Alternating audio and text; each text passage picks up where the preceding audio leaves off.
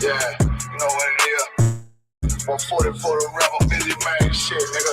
They tear their head over, nigga. Right where Eve did to Adam, I just pray my love don't lie to me. Swing the iron like Samson, I can't let no hold the lie to me. I don't feel these rappers, oh they lies is hypocrisy. Ain't no confident rapper. He think only one word they saying, this your life work. Think how me wanna us, he lose his life first. Suck him and stay alert. Not this the nigga. This that ass blood. Put that open blood, then you know I'm gonna get active with you. From the opposition, I see listening is effective. If revenge was a woman, now I stroke that bitch like John Wall. We gon' run the summer, it's gon' be historical. Thought they making plays, made them niggas call the audible. As here, question this bitch, I'm the one, me cookies with the oil.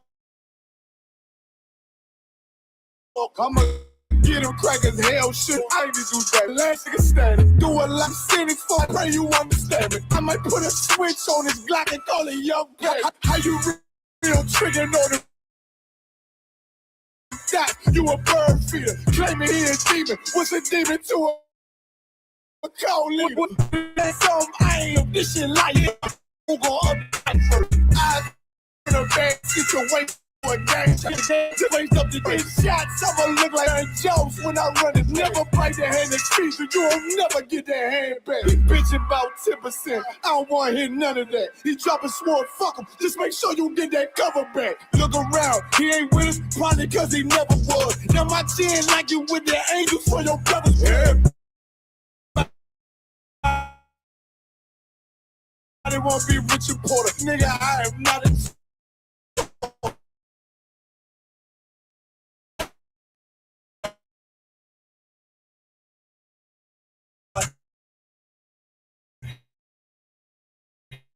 hey, I with that hollow sign. Yeah, this the rim accord. Feel like Gullah Jack when I'm in Fayetteville, you feel your boy.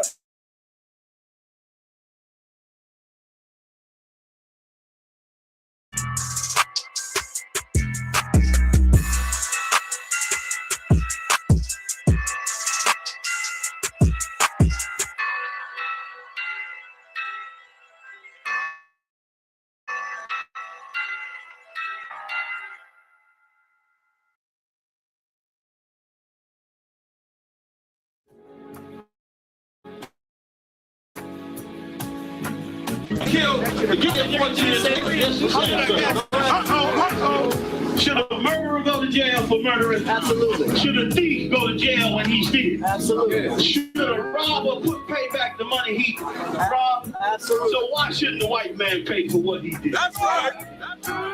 One day you'll see just how it feels.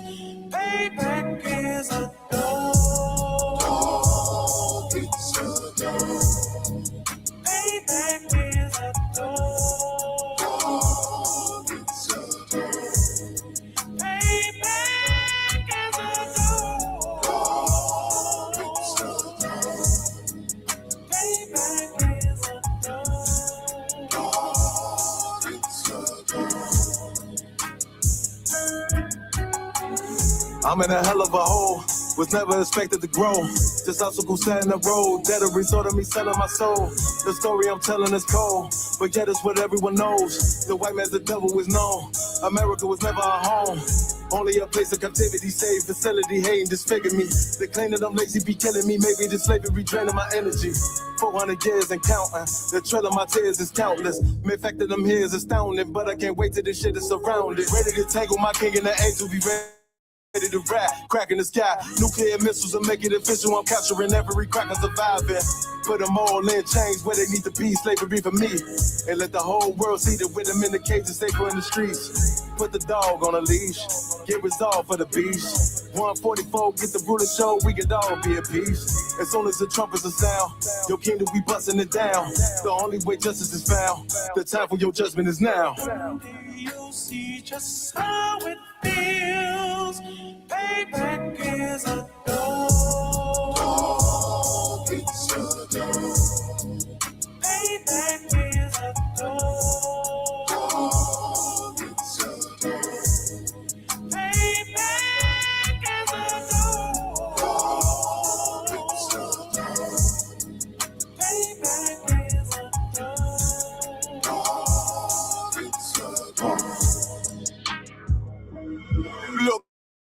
remorse in my blood slump. It won't be no compromise. Now it's time to feed the worms. Watch his body turn to flies. I clutch iron while you trust the lies. The next Glock I buy gon' be Gen 5. I get it customized.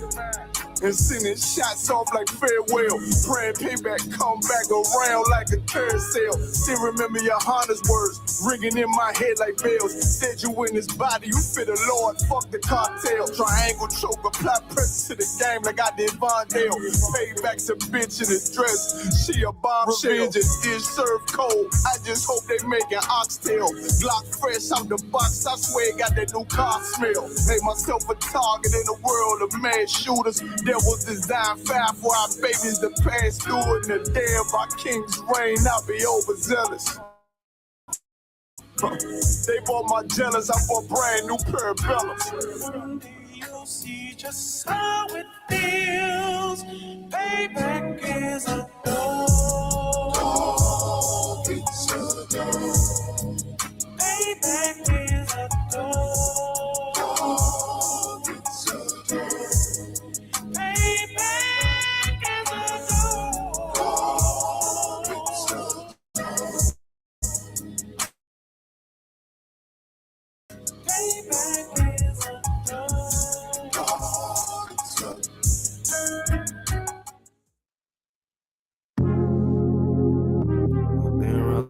On the highway. Only thing I got in this life. All right, Most High in Christ. Shalom Israel. Yahweh Shem Shabrak the thumb. Let me get this right. Yahweh Shemar the thumb by Shem Yahweh Shai. What I said there is Most High in Christ. I salute the brothers. And Shalom Yahweh Shemar al thumb by Shem Yahweh Shai. Meaning peace. And may the Lord keep the sisters through Christ. So, gonna get into some brotherhood scriptures today. It's been a minute, and just gonna do it like we used to it. I hope everybody is blessed, enjoying their day. But we got to get out of this captivity, and the only way that we really do it is by following these laws, statutes, and commandments, and making sure that we watch each other's back. Make sure that as we keep these laws, statutes, and commandments, that we look over each other while we do it, because we can't keep the law, statutes, and commandments and just be a individual. Like it's a lot of people that try it. It doesn't really work out too well, because who's going to let you know if you keeping the law or not? Like, you can try and do it by yourself, but if you're not taught first and you don't have somebody else to help you out, to be able to recognize when we're doing wrong and when we're doing right, and making sure that we continue to do right, it's going to be hard to do it without a team, because the Most High commanded us to do it together. Being an individual, like, it ain't the way to go. But the first scripture we're going to go to is 1 John chapter 4 and verse 20.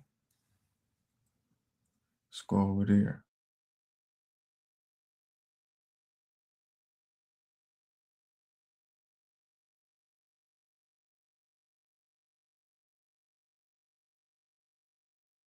So this is the book of 1 John chapter 4 and verse 20. If a man say, I love God, so if you say you really care about the Most High, that you really love the Most High, right now, you're about to find out exactly how he's supposed to do it. If a man say, I love God, and hateth his brother, not love his brother, but hate his brother. He said, I love God. Or I love the Most High, but I'm an individual. Like, I love the Most High, but I don't like the way my brother wears shoes. I don't like how he wears crown. I don't like this, that, and the other. I just hate them. He is a liar. You cannot say that you love God and you hate your brother. They just don't go together. It just doesn't match up. How you gonna say that you love God, but you hate who he created and commanded you to love too? It just doesn't work that way. For he that loveth not his brother, whom he hath seen, how can he love God whom he hath not seen? So your brother is right there in front of you, and you claim to love God who you can't even see, but you can't even deal with who is right in front of you. It's impossible to love God if you deal with your brother that way. Now, just to be clear, for those who don't know, when it comes to the scriptures, they're translated from Hebrew. Well, the Old Testament is translated from Hebrew, the New Testament is translated from Greek. Now, when we say brother, it's kind of like Spanish. It's like walking into a classroom. If I say hola niños, basically everybody in the classroom is going to understand that I'm not just talking about the little boys, I'm talking about the girls too. So when it says brother here, it's not just talking about if you hate your brother that you don't love God, it's your sister too. It goes in both of those directions. It applies to your brother and your sister. So I just want to make that clear so nobody thinks that you can just pick and choose who you love or and who you don't. Verse 21. And this commandment have we from him, that he who hath loved Salakia, that he who loveth God love his brother also. As I mentioned before, it's a commandment. When God say to do something, when God say something is, that is a commandment. That's law. It is law to love each other. It is law to make sure that we keep these law, statutes, and commandments, because when we don't, a whole lot of bad things happen. When we don't, we end up the only black person amongst all the white kids we thought was cool, and then they unalive us on the beach, like you see with Nolan Wells here recently. If he would have been with his brothers or with his sisters, then he wouldn't have been in that situation. I seen it was a comedian here recently. I can't think of his name right now, but he made a joke, and even though it's a joke, the funniest jokes have truth in them. And he asked, he said, "What do you call one white dude in a group of black people?" And he said, "Safe." And it's sad to say that that's the way that it is here in the land of our captivity. But when it comes down to it, that's more of a reason why we have to make sure that we do as God commanded and love each other. Because even though you can show love to the other nations, when you showing that love to the other nations, when it comes down to you by yourself with them, you start to see exactly how some things go. I seen how it went when I was in the military.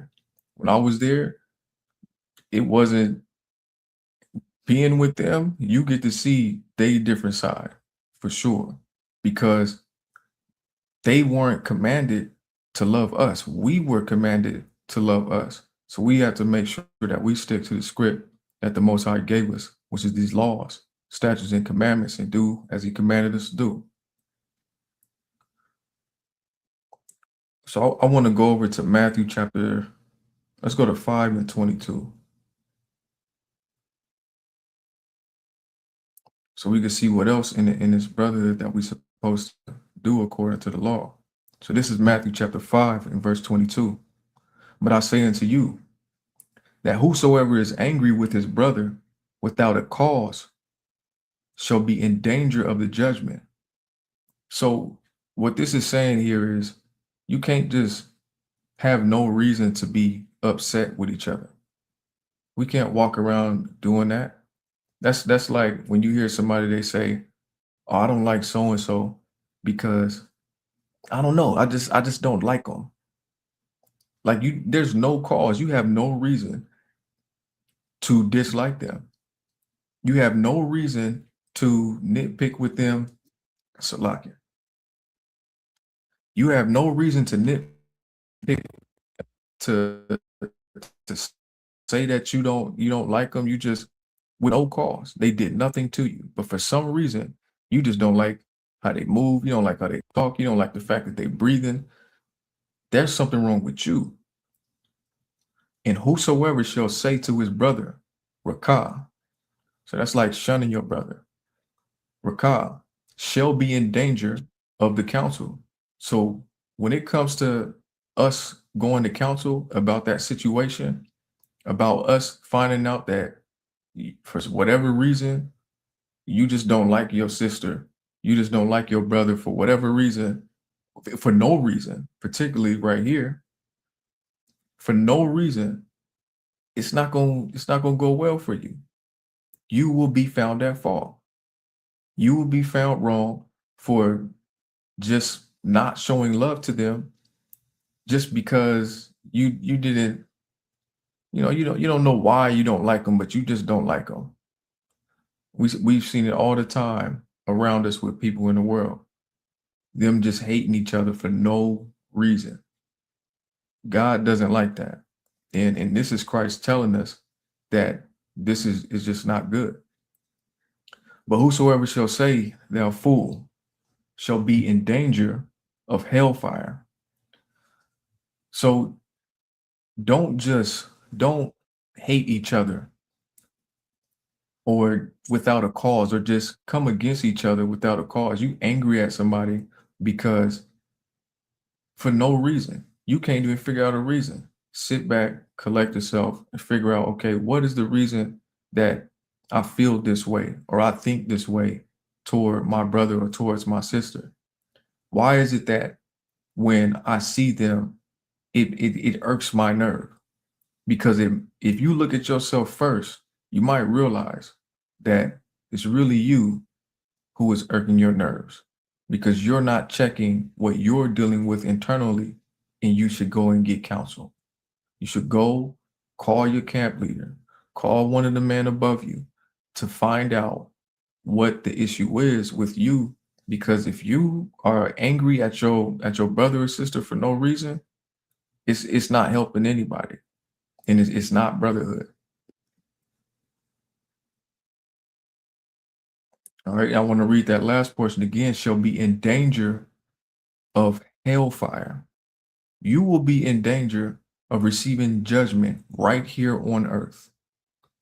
That's where hell is. When it says in danger of hellfire, hell is not some place in the earth's core with some dude named Hades who got red horns and a pitchfork hook. Hell, the judgment of hell is on earth. You will receive your judgment on earth for nothing, because you were angry with your brother or sister for nothing. They did nothing to you. They had no cause. You had no cause to be angry at them. And now you want to take them to counsel. And when they ask you what's the problem, you got a whole lot to say, but you're really saying a whole lot of nothing, because you really don't have a reason. You are in danger of hellfire. Like with Cain and Abel. Cain had no reason to unalive Abel. What he did was his fault. And God told him that sin lieth at the door. Don't be like him, or you will receive judgment on earth. And just to speak a little bit more on hell, we'll actually go to let's go to Matthew 10 and 28. And so that we can see where hell is at, so that we can further understand that this judgment, like you're not just going to hate your brother and just get away with it, and then we just go to some magical place later on with some, dude, some all red dude with a pitchfork. No, that's some magic. That's like what it is. It's Roman mythology. It has nothing to do with God. That's just what was mixed with. That's what the other nations mixed with what they call Christianity now, in order to get more people to practice it. In order to get more people to practice it, they wanted to mix it with what was already being practiced, the pagan cultures of that time. They was believing in Zeus and all that stuff. That stuff has nothing to do with God. So let's go to Matthew 10 in chapter 28. So we could take a look at hell, at hell and where it's at. All right, so this is Matthew 10, chapter 10 and verse 28. And fear not them which kill the body. Don't be scared. Like we don't have, there's a law that says that we are not supposed to fear. So-called Blacks, Latinos, and Native Indians as Israelites, even in any captivity, even in the new kingdom, it doesn't matter where we are at. It is a sin for us to fear the other nations because of who we serve, who we represent. So don't fear those who can just kill the body. We don't have an excuse to be cowards. Here in the ISUPK, we say no cowards for a reason. And we mean that. So don't fear those who just killed the body. We have a lot. Our understanding comes from God. The truth as we know it comes from God. We know that it goes way further than this flesh. We know that when it's all said and done, who really controls who we are and where we go when this flesh goes away.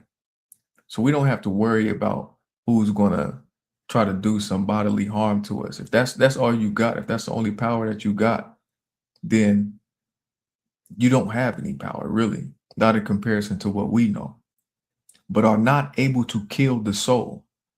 The soul is what I'm talking about when I say that when this flesh goes away, this soul continues, because no man on this planet can kill the soul. No man on this planet can really off you what makes you, what gives you your personality. So when you come back in a new flesh, what continues to, even though you may have a new name, that personality is still there. Who you are as far as how God made you at your core, your soul, that remains the same. But they're not able to kill the soul, but rather fear him which is able to destroy both soul and body in hell. So we know as we exist here on earth, our soul is in our body. So on earth is where we receive this judgment. This is where hell is at. So we have to make sure that we avoid that hell, because hell is a condition. Hell is not a physical place. Earth is not named hell. Its core is not named hell. Hell is selling dope to each other. Hell is going to hang out with a group of people amongst the other nations and getting unalived. Hell is being shot over a bottle of water in a gas station when you weren't even trying to cause them any harm. Hell is what we deal with on a daily basis here in our land of captivities, no matter where we are, the US, UK, I mean, you pick one. I lived in Africa for 8 years on and off, and it was hell over there too. It doesn't change where hell is, because scripture tells us where hell is. So I want to go to Ecclesiastes 3 and verse 16.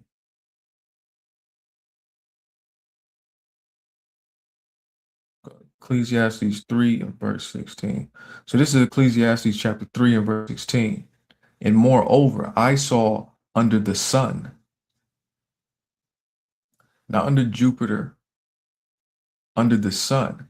So under the sun here is talking about earth, where we are now, under the sun, the place of judgment. So judgment is what we receive. It's like deciding what the end conclusion is going to be as it pertains to somebody's actions. If somebody does something, there's somebody who judges them. They decide what happens to them. Like, for instance, even when we do things to other people, or when people do things to us. Like if I were to walk down the street right now and I were to see somebody And when I see them, they have just a bunch of bad things to say to me without a cause, as mentioned earlier, and I decide to slap them. That's me choosing to judge them that way. My judgment on them was to slap them, as opposed to just walking away, or as opposed to just addressing it in a different way. However, I decide to react to them is a possible way of me judging them because of the way that, because their action, it's addressing someone's action. So moving on, that wickedness was there. So under the sun on earth, the place of judgment where there was wickedness at, as we see today, tons of it. Every time we look up, it's more wickedness being done to so-called Blacks, Latinos, and Native Indians. ICE, I think they just got more money than the Marine Corps. They just got a whole bunch of money, and they're not even in an official military branch. This is how far, these are the lengths that they're willing to go to make sure that our people stay in captivity and continue to be oppressed. You got a whole just division of I don't even know what you want to call it. Basically militarized police looking specifically for us. The number one demographic that is the number one illegal immigrant in the US, it's not Issachar. It's not the so-called Mexican. It's Asians. They are the number one. They are the number one illegal immigrant in the US. But you don't see them on TV.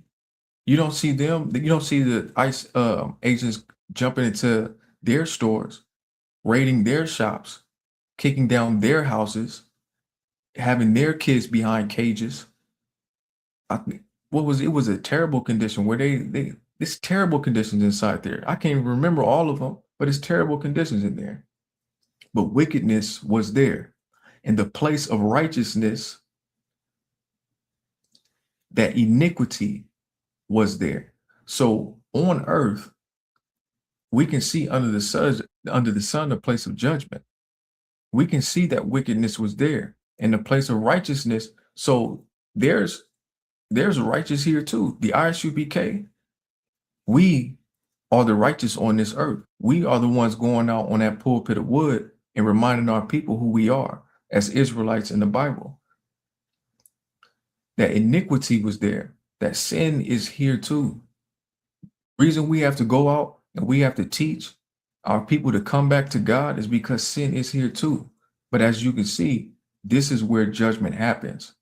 This is where hell is where that condition of hell is placed, where we have to deal with that through the judgment of God.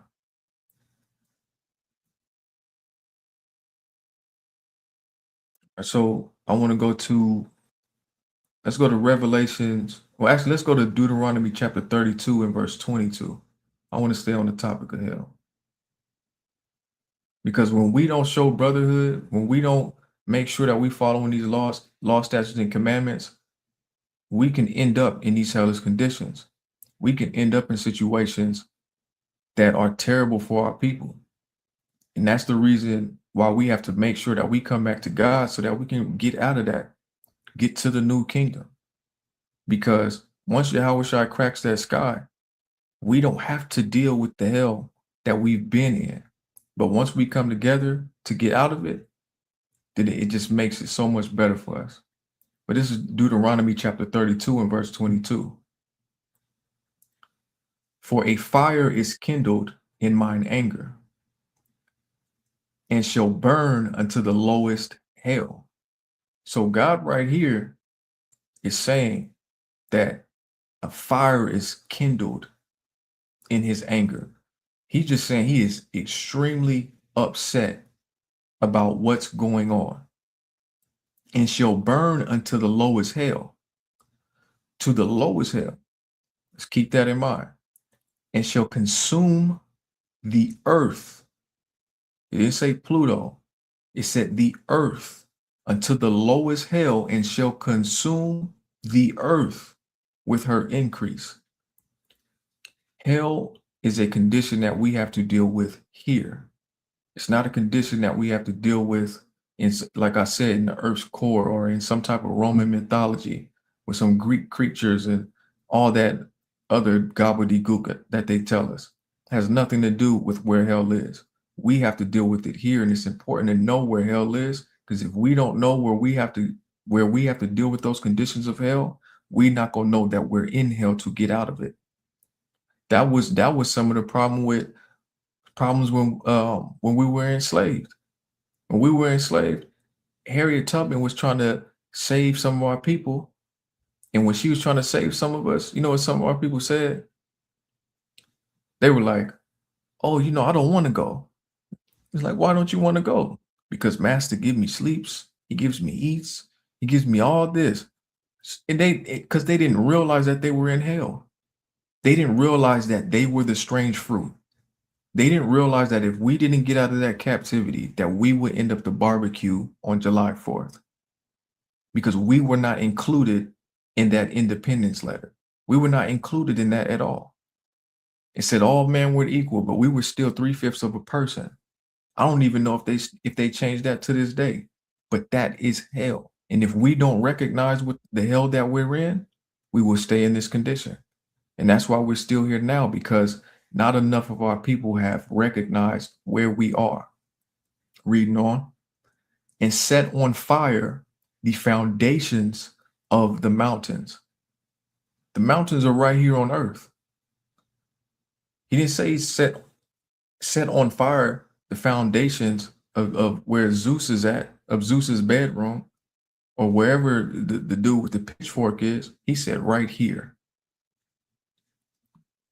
It's important that we make sure that we avoid these hellish conditions, that we push each other to keep these laws, statutes, and commandments, because Christ made sure that he came to be that sacrifice for us, to make sure that we have that chance to do it. And with that being said, I really want to let's go to John chapter 4 and verse 22.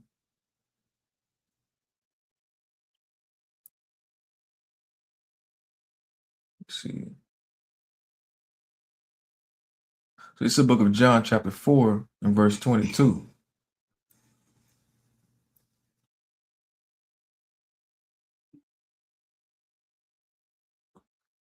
This is the book of John chapter 4 and verse 22.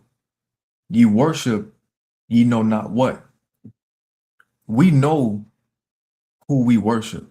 The other nations don't know who they worship. We know this clearly because the Most High told us in this Bible that we are supposed to worship him and nobody else. But the other nations don't know who they worship. I just mentioned it earlier. The red man with the pitchfork, and all these other Roman mythologies and things that they associate with Valentine's Day and Christmas and all this other stuff. They don't know what they worship. They don't know who they worship at all.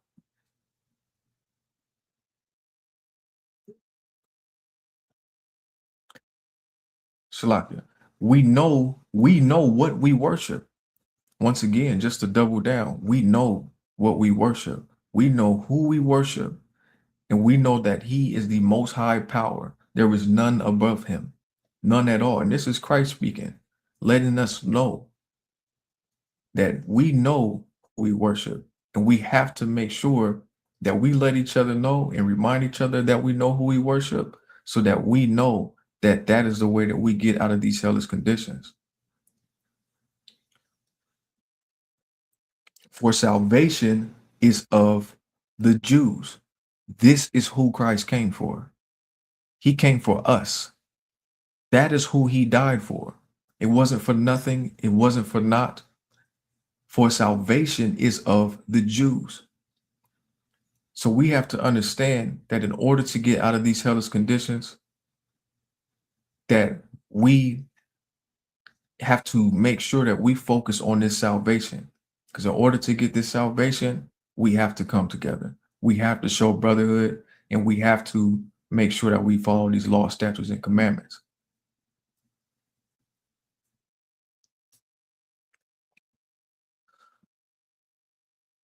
And with that being said, I'm gonna pass the class over to Officer of 1,000-yard mock.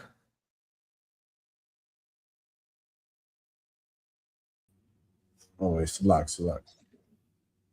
Can you hear me now, Salak? Khan. Most High in Christ. Well, let me make sure that I'm set up here. Does it sound like I got a delay? It's a tad shaky, but I can still hear you clearly. Okay, Most High in Christ. Well, give yourself a hand. I've been listening to you brazen and breaking it down for all the brothers and sisters to hear. Of course, we are the Israelite School of UPK, start out of 1 West 125th Street, Harlem, New York, under Commander General Yohana. You're tuned in to the Brotherhood class of Eastern North Carolina. So again, I do want to say the water to all of you brothers and all of you sisters out here that's rocking and rolling with Commander General Yohana and the truth and tuning into these classes. You understand? I was listening a little bit to what the brother was breaking down, and what he was breaking down was very, very heavy. It was very heavy for Blacks, Hispanics, and Native Indians to understand, because a lot of us don't really see the truth or the reason for us being in the truth, and what makes it different than, you know, the Christian church or the Muslim mosque. A lot of people see this as just another religion or another way of life or another way of thinking, when in actuality, what we teach and what we believe in and who we worship and who we follow is the very salvation that Blacks, Hispanics, and Native Indians absolutely need right here in America and across the earth and across the globe. You understand? And that's what the brother is breaking down to, that there is a sore importance of understanding who our God is and who salvation is for. You understand? So I definitely want to thank the water for bringing that out and breaking those scriptures down for y'all. And before we get into the topic, I just want to ask if there's any questions in the room. Of course, Michael Ward, you already know. If you got any questions, we right here rocking and rolling. But for those online, if you have any questions, just go ahead and type it into the chat. And Lord allow, if I can answer your question, I will. If not, we'll save it for Captain I Thought later on at 7 o'clock tonight. All right. Any questions, Michael Wolf? You got any, you can shoot. Okay. So I wanted to know so as it relates to Genesis 15 and 16, chapter 15, verse 16, which scripture shows the iniquity of the Amorites being completed? The iniquity of the Amorites. Talking about let's see, let's go to it.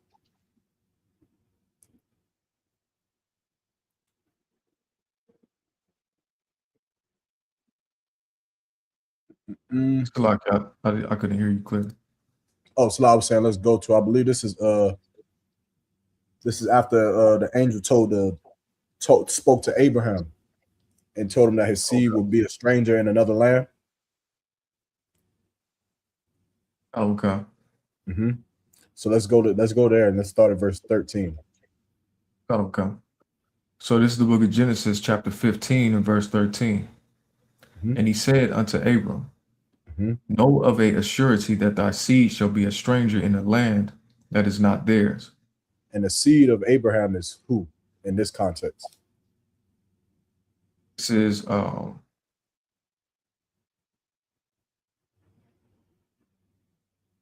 this is Isaac and Jacob. It would be Jacob. Right? Which is who? Israel. Blacks, Hispanics, and Native Indians. So Black people would end up becoming a stranger in a land that is not theirs, right? So this is the context of who we're speaking of. Keep going. And shall serve them. And we shall serve the people that in the land that is not ours.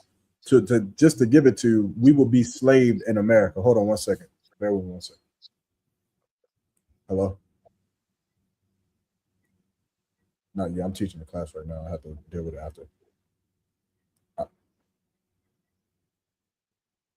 Okay. Salakia. Can we read that one more time, Salakia? Okay. And shall serve them, Mm-hmm. and they shall afflict them 400 years. Mm-hmm. And the people that we would serve in this place in America, we would serve them for 400 years. Of course, we've now been here in America for about 400 years, right? Which is why the scriptures say that we are what they would call the last days. We're living in the last days right now. And this prophecy that this angel had told to Abraham thousands of years ago is coming to light. It's coming to fruition, right? Keep going. Verse 14. Mm-hmm. And also that nation whom they shall serve will I judge. Mm-hmm. And afterward shall they come out with great substance. So what does that mean? So that after being in our captivity, we'll come out with, I guess, rich. Yes, but in what way?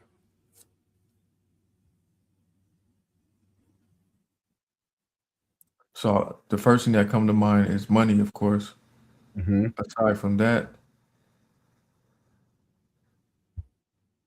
brotherhood. That's the only thing I can think of. Brotherhood. Will we have brotherhood, right? What is it that we would have after we serve this people that we did not understand for 400 years? What would we come out with? Outside of money, outside of brotherhood. Mm-hmm. Our freedom of basically having like a captive mindset, having Stockholm syndrome. Freedom is a better word that's on it, but we would have our rulership. We will be in control now. You understand? Now that we were servants, the scriptures say that they will be servants, or that they would have rule over whose servants they were. Right. So now we'll be the rulers and they'll be the servants. Why? Because at this time they're in our land. They're in our land. They're living in our land. They're taking our lands, and they've taken us to be captives and to be servants. Leadership. Leadership is another good word, right? We'll have authority. We'll have power. We'll have rule over these nations who have had power and rule over us for 400 years that we didn't understand their language. We didn't understand their culture, their way of thinking. We didn't understand why they hated us so much. We never understood it. You ever seen Rocky? Rocky is like, if you know Rocky, go back to the old videos. He makes himself to be such an innocent guy. He just doesn't understand why Apollo Creed hates him so much, or why what's the other guy? Mr. T. What was Mr. T's name? Clubber Lang. He didn't understand why Clubber Lang just wanted to whoop him so bad. He just act like that guy's mad. That's how black people are with white people.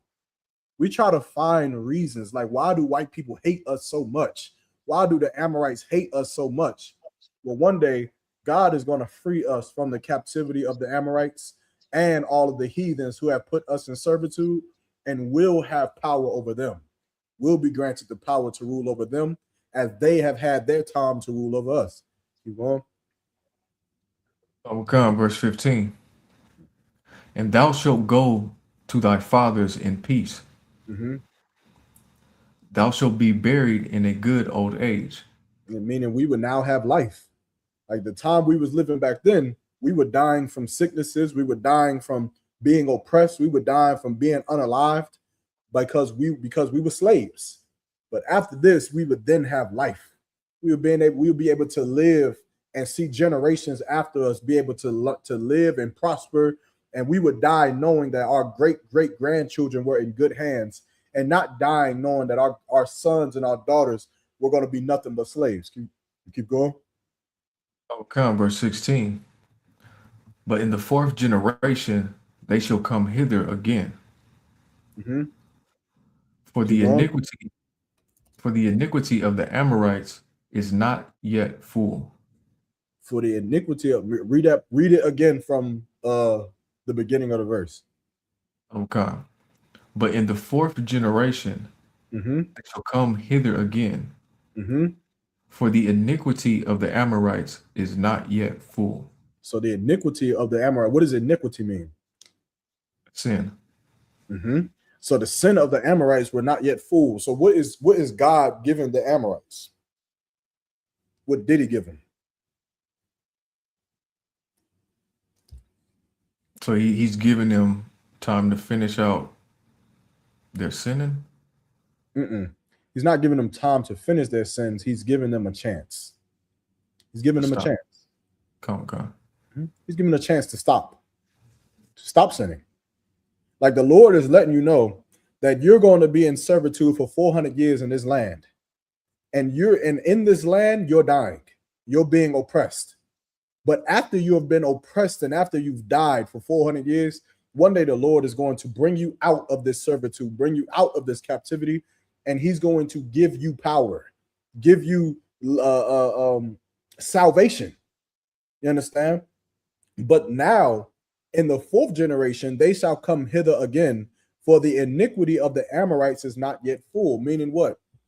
God is not going to destroy the Amorites here, or the Canaanites. He's not going to destroy them immediately. He's giving them a chance.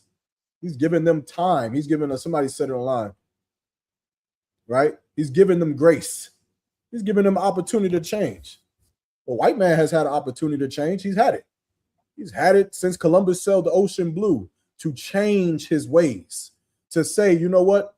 Blacks, Hispanics, and Native Indians are the true biblical Jews and Israelites according to the Bible. And because of that, white people have to give back their identity. The Jewish man is not a Jew. He's not. He has to surrender all of that he's gained in the name of being a Jew, and he has to give it back to Blacks, Hispanics, and Native Indians. This would be white people's time to do it. If there's ever a time, it's right now. Because if you don't do it, if you don't give back what you've taken from Black people, if you don't end your iniquity, in your sin right now, well, then God is just going to give salvation to Black people. And our salvation means that you will have to surrender everything that you have gained from putting us in captivity. And this is what was going to happen. This was what was prophesied unto Abraham that would happen. Keep going. Okay. Verse 17. It came to pass that when the sun went down and it was dark, behold, a smoking furnace and a burning lamp that passed between these pieces, those pieces. So right now, remember, Abraham is getting a vision from the Lord. He's getting the angel is appearing unto him and prophesying unto him. That's why he's seeing the smoking furnace and a burning lamp. You understand? And this is where the Lord is going to make a covenant with Abraham to give him the land near the Euphrates. I believe it's somewhere near the Euphrates River. Correct me if I'm wrong, but this is where the Lord is giving the angel. I mean, so like the Lord is giving the covenant to Abraham, right? Okay. So to answer your question, the Amorites' iniquity wasn't fulfilled, meaning, like the scripture you pull, like when you kindle a fire, you start the fire, right? But at some point, the fire becomes a blaze. It becomes a blaze, and then after that, it becomes a wildfire, right? The Amorites kindled the Lord's fire, but the Lord gave them time. At first, it was a small fire, but they had time that they could have changed from their ways. They could have given back what they have stolen. But of course, as we know, in 2026, the Amorites did not give back what was stolen, and neither did Donald Trump. Donald Trump isn't giving back what was stolen. And so what is going to happen? Donald Trump is going to lose everything that he's ever taken from Blacks, Hispanics, and Native Indians. And of course, by saying Donald Trump, I mean white people. I mean white American society and every heathen that has had any hand on destroying Blacks, Hispanics, and Native Indians. They're going to pay back what they owe, and that's everything. They owe everything. Everything that Chinese people, African people, white people, Russians, everything that they have is because they've gotten off to the back of Blacks, Hispanics, and Native Indians, and they're going to have to pay it back. That's it. That's all the Lord is saying. Okay, throughout. And the bar. What else we got? Shalom Yahweh Shema Shabbat to all the brothers. Shalom Yahweh Shema Latah Shim Yahweh Shah to all the sisters. So my next question is, when Lot was spared with his two daughters, was that like a blessing for the Moabites? When Lot was spared, say that one more time. He was spared. So when Lot had left, I think it was Sodom and Gomorrah, And his wife, she turned around, pillar of salt. She turned into a pillar of salt. Uh-huh. And his two daughters and him, they survived. Even though they went on to, commit incest and stuff like that, was that considered to be like a blessing for them? Was it a blessing? Okay, maybe I'm missing you somewhere. You said, is it a blessing to the daughters or was it a blessing to Lot? I would say all of them, or well, Lot in particular, since that's his offspring, since it's his children. Okay, and are you okay? Let me just make sure I'm with you. Are you asking if Lot got blessed to not be destroyed with the people of Sodom and Gomorrah? Okay. Okay, was it a blessing? I don't know if I would use the term blessing because in actuality, Lot didn't he didn't do anything wrong to be destroyed. So in a sense that you could say he was blessed, but remember, Lot was saved because of Abraham's faith. It was because of Abraham. Like Abraham spoke and on behalf and pleaded with the angels to not destroy Lot. And remember, it didn't even start with Lot, so it really didn't have too much to do with Lot. But at first, and my numbers is all the way off, right? But at first, Abraham said, "If there is 100 righteous men in the city, will thou save the city?" They couldn't find 100 men. And he said, "If there's 50 men in the city, will you save the city?" He couldn't find 50. He said, "If there was 10 men that was righteous in this city, would you save the city of Sodom and Gomorrah?" They couldn't find 10 men. So then the angel just gave orders to Lot to Lot and told him, "Look, get your family, get your daughters, get your wives or your wife and leave the city and don't look back." That was the order that he was given. And he followed that order. Him and his daughters followed that order. Of course, like you mentioned, his wife did not follow that order. His wife missed the world. You understand? His wife missed it. A lot of you will go through the same thing. Your wife, when you come into the truth, you're going to try to bring a sister into the truth with you. You're going to see something. You're going to see that this place is getting ready to burn. This place is getting ready to be destroyed. It's getting ready to burn. It's getting ready to, all hell is about to break loose here. And you're going to hear the men of the Lord who was pleading for you. They're pleading for you like we're doing right now. Right now, Officer Maga War was up here teaching, and he's pleading for some brother that's going to watch this class so that he can get out of the city and live. And that brother, he's going to hear your voice, and he's going to accept it, and he's going to try to bring his woman with him. Why? Because he loves his woman. He loves his daughters. He loves his sons. He loves his family. The problem is this. When you go to leave the city, when you go to leave the world, you have to leave everything that comes with it. That means the good and the bad. You got to leave the good and the evil behind. The problem is that sometimes your woman or your family, they're going to miss the good so much that they'd rather fall with the evil of the world. They'd rather just fall. They'd rather turn around and miss the clubbing, miss the whoredom, miss the drugs, miss the pork, the shrimp, the lobster, the Christmas. Christmas is going to be too much, Maga War, for your wife to get rid of, for her to just follow you into the truth. It's going to be too much. You know, she's going to want to make sure that her children have a good Christmas this year. And you know what's going to happen? She's going to turn around and the Lord is going to unalive her. That's what happened to Lot's wife. Lot's wife missed that Christmas. She missed those holidays. She missed the parties and the food and the brothels. She missed it so much that she disobeyed God. And God turned her into a pillar of salt. She died on the spot. A lot of your women will do the same thing. They'll be so upset and so enraged at the idea that you have more than one wife. They can't stand it. They'll be so enraged at the idea that you have to live a life that is given unto God. You can't go and be a rapper no more. You can't go and be a drug dealer no more and be rich. You got to live a life to where you serve God, and sometimes you struggle. They don't want that. They don't want that. That will enrage them to the point where they'll just go back into the world.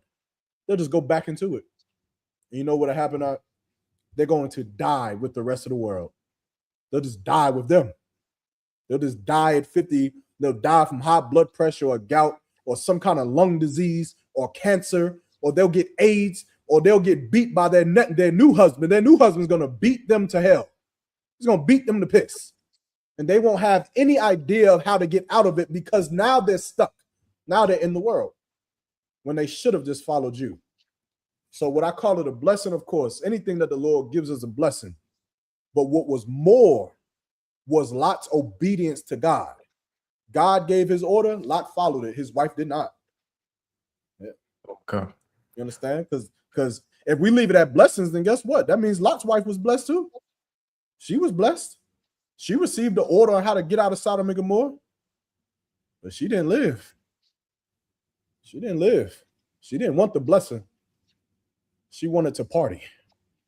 And you know what Lot's wife wanted? I know you know. What does she want? What do all women want? What does she want, which cost her life? You want to take a guess? This is women's crutch. This is the reason why women are going to fall. They're going to be destroyed because of this thing right here. This is it. If sisters can understand this, and if they can battle this demon, sisters will be so much better off. What is it that Lot's wife wanted that made her lose the truth? Come on. So like she wanted to do whatever she wanted to do. She didn't want to do. What did she want?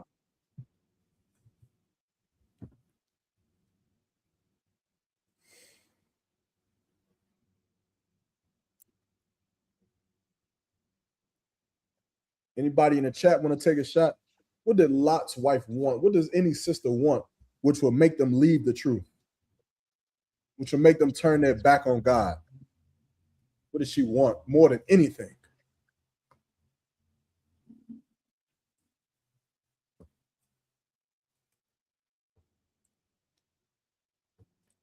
Got it? Want to take another shot, or you surrendering? I'm not sure.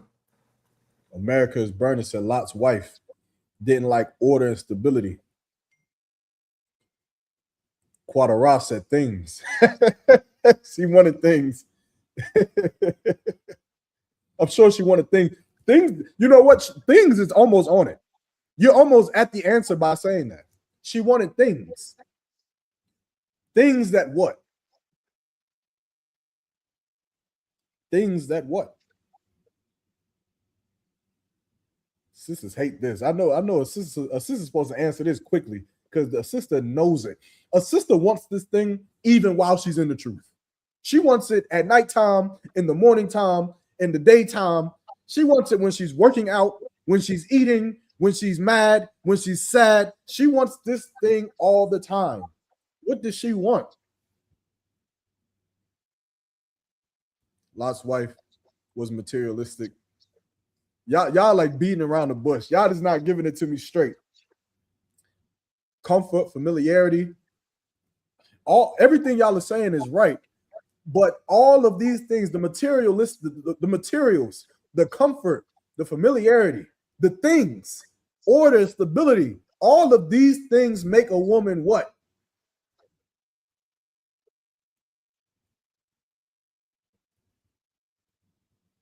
What does it make a woman?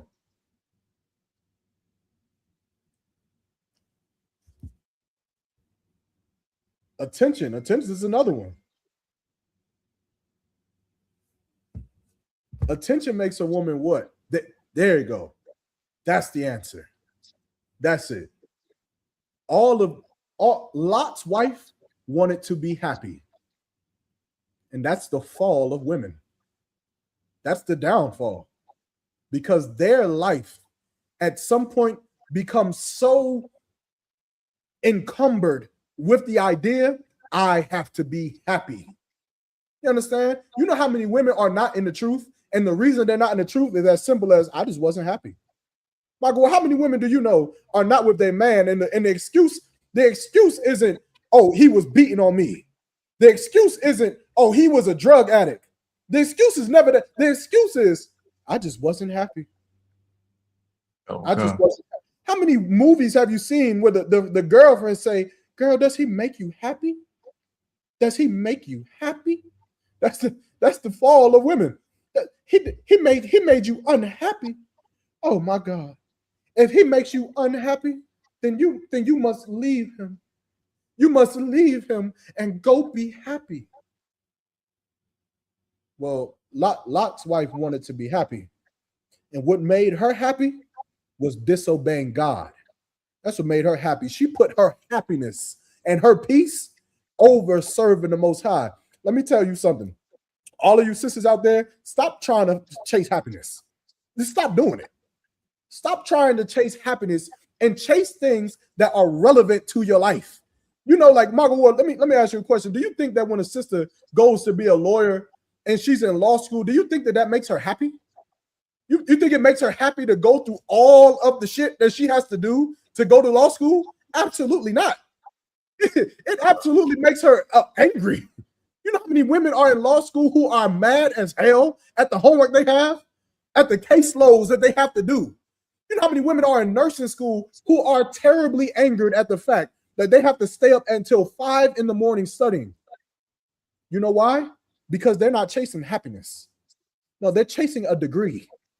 They're chasing something of substance, something of value. And when anyone knows that when you chase something of value, your happiness has to be pushed aside. When you raise children, do you raise children because raising children make you happy? Is that what you do, Michael Ward? When you go to boot camp in the military because you want to be a Green Beret, or you want to be a Marine or a Navy SEAL, when you're going through the boot camp, are you doing it because it makes you happy? No, you're not doing it because it makes you happy. You're doing it because you want the end goal. You want the end goal of the thing. No matter how long it takes, no matter how hard it is, no matter how unhappy you'll be in the process of getting it. If sisters thought like that, then our relationships would be 86% better. They would be 86% better because they would stop being so emotional and they would learn that I have to stay with this man, not because I'm happy. My happiness may be damaged a little bit. My happiness may be tarnished just a little bit. There may be a couple days where I'm just not happy, Magawar. Ooh, I may cry a couple nights. A couple nights, my feelings may hurt. I may hurt because he got another wife. I'm going to have to feel that. I may hurt because he doesn't have a lot of money. I'm going to have to deal with that. I may hurt because he has to go to camp. I'm going to have to stick around for that. But at the end of it all, I would have known one thing that 99% of women in today's time cannot say. You know what the one thing is? I obeyed God. I obeyed him. I didn't listen to my own happiness. God said that when you had sex with a man, that is your husband for life. When you have sex with a woman, that is your wife for life. Who the fuck said anything about being happy in that? I don't know, Margaret. Maybe you just got to show me the scripture. You got to show me the scripture where God said man and woman come together and their life is to be happy. Listen, life isn't about being happy. Life is about obeying God. And in obeying God, you will find your happiness. You'll find it. It'll be right in there. But don't skip that part. Don't skip giving God what he or what he asked of you. Why don't we make God happy? Michael Ward, let's do that. Let's do that before we ask for happiness, before we ask for peace. Why don't we give God happiness and peace? Lord knows we've given God all of the turmoil. We've given him all of the anger. We've given him all of it. We've sinned against him. We smoked all of the weed. We worshiped every god. We've celebrated every holiday that was not of the Most High. We've done it all, Magawar. We've done everything against the Most High. We've been adulterers unto him. Why don't we say, you know what, let's make him happy before we concern ourselves with our own happiness? Now, with that being said, if any sister out there feels like she's in an abusive relationship, if she feels like she's being mistreated in any kind of way, of course, the Lord has set aside counsels and counselors to deal with those problems. So you use those counsels. I don't want to push the wrong message. I'm not saying get beat on by your husband every single night and do it for the Lord. I ain't saying that. But I am saying you might have to deal with your man having another wife, because that is as holy as the Sabbath day. That's what I am saying. Come on, Michael. What we got? Obviously, I run counter said the Most High requires it. Absolutely. Absolutely. Come on, what else you got? Okay, so I wanted to know in Genesis chapter 23, verse 15 and 16, did Abraham insist on paying because he didn't trust the heathens due to them being godless? This is where he was trying to find a place to bury, I think it was Sarah. Yeah, Abraham. No, he didn't. Abraham was just a just man, right? He was a just man. Abraham wanted to pay. He wanted to pay. I believe these were Hamites. Yeah, these were Hamites, and he wanted to bury Sarah on the land, right? He wanted to pay for the land and bury Sarah in a cave, if I'm not mistaken, right? But the reason why Abraham paid them is because Abraham was a just man. That's it. He a just man, and it was the right thing to do was to pay them for the land that they were in control of that time. And of course, in paying for that land, Abraham later died, and when he died, he was buried in the same cave that his wife was buried in years later. Right? Okay. Come on with it. Good question. And Salag, if I could, that also speaks to how brothers should deal with heathens. Understand? Like you don't try to get over on a heathen just because they're African or just because they're white. Like the way we do business is just. We do business justly. Our yay is yay and our nay is nay. And when we say it, we do it, and we do it to the best of our ability. Our business is intact. You understand? Israelites are the best civilized, most civilized people on the face of the planet Earth. You do not, I've heard brothers sometimes say things like, if I got a white waitress, I don't tip the waitress. Don't ever do that.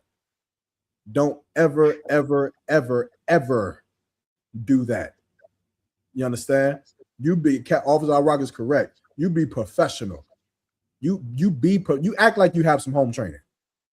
You have a white waitress, and the waitress busts her ass to make sure you got bread on the table, your order is taken correctly. She brings you your refills on time, and she does her job. You tip her. You tip her. You pay her her ways that she's earned. You understand? And that's how Abraham was. That's how he rolled. It didn't matter if they was heathens or not. It didn't matter if they followed God or not. They had land. He needed it. He paid for it. He paid the honest wage for it. And that was he buried his wife and he moved on. And then he was buried there later. Salaki, come on. Okay. So I wanted a breakdown of Genesis 26, 34 to 35. I wanted to know, why was Esau's marriage a grief of mind to Isaac and Rebekah? Genesis 26 and what? 34? 34 and 35. Okay. All right, let's go. This is the book of Genesis, chapter 26, and verse 34. And Esau was 40 years old when he took to wife Judith, the daughter of Beri the Hittite, and Bashemath, the daughter of Elon the Hittite.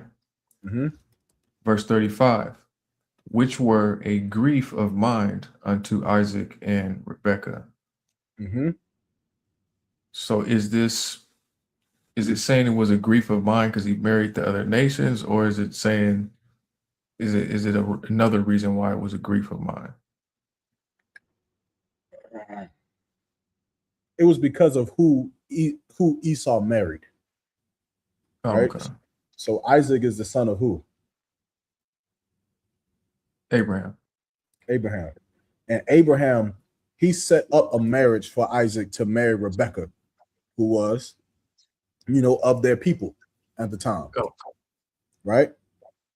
So it grieved them because what Esau did went against what Abraham had ordained, right? They didn't like the fact that Esau married a Canaanite, which would be the Hittite woman who didn't follow God. You understand? Okay.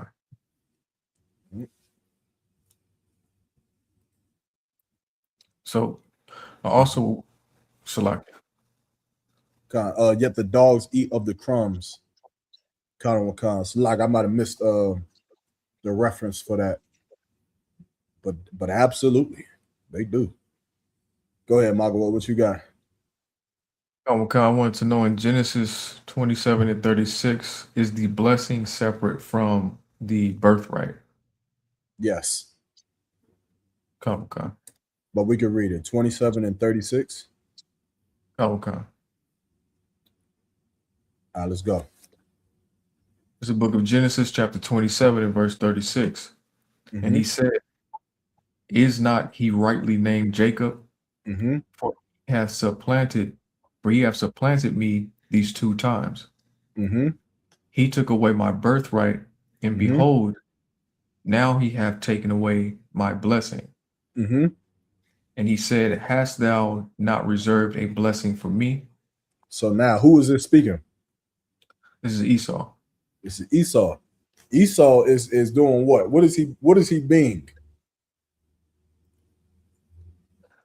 He's being. It's me and Tabawan's favorite word.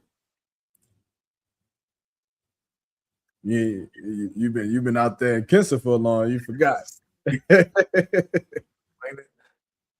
He's being a little disingenuous.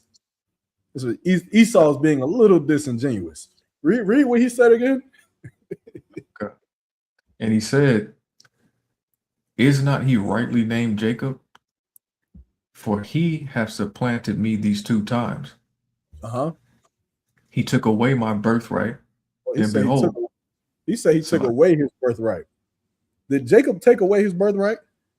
Lie. No. Jacob did not take away his birthright. Esau sold his birthright to Jacob. He sold it. So Esau he's being a little disingenuous here.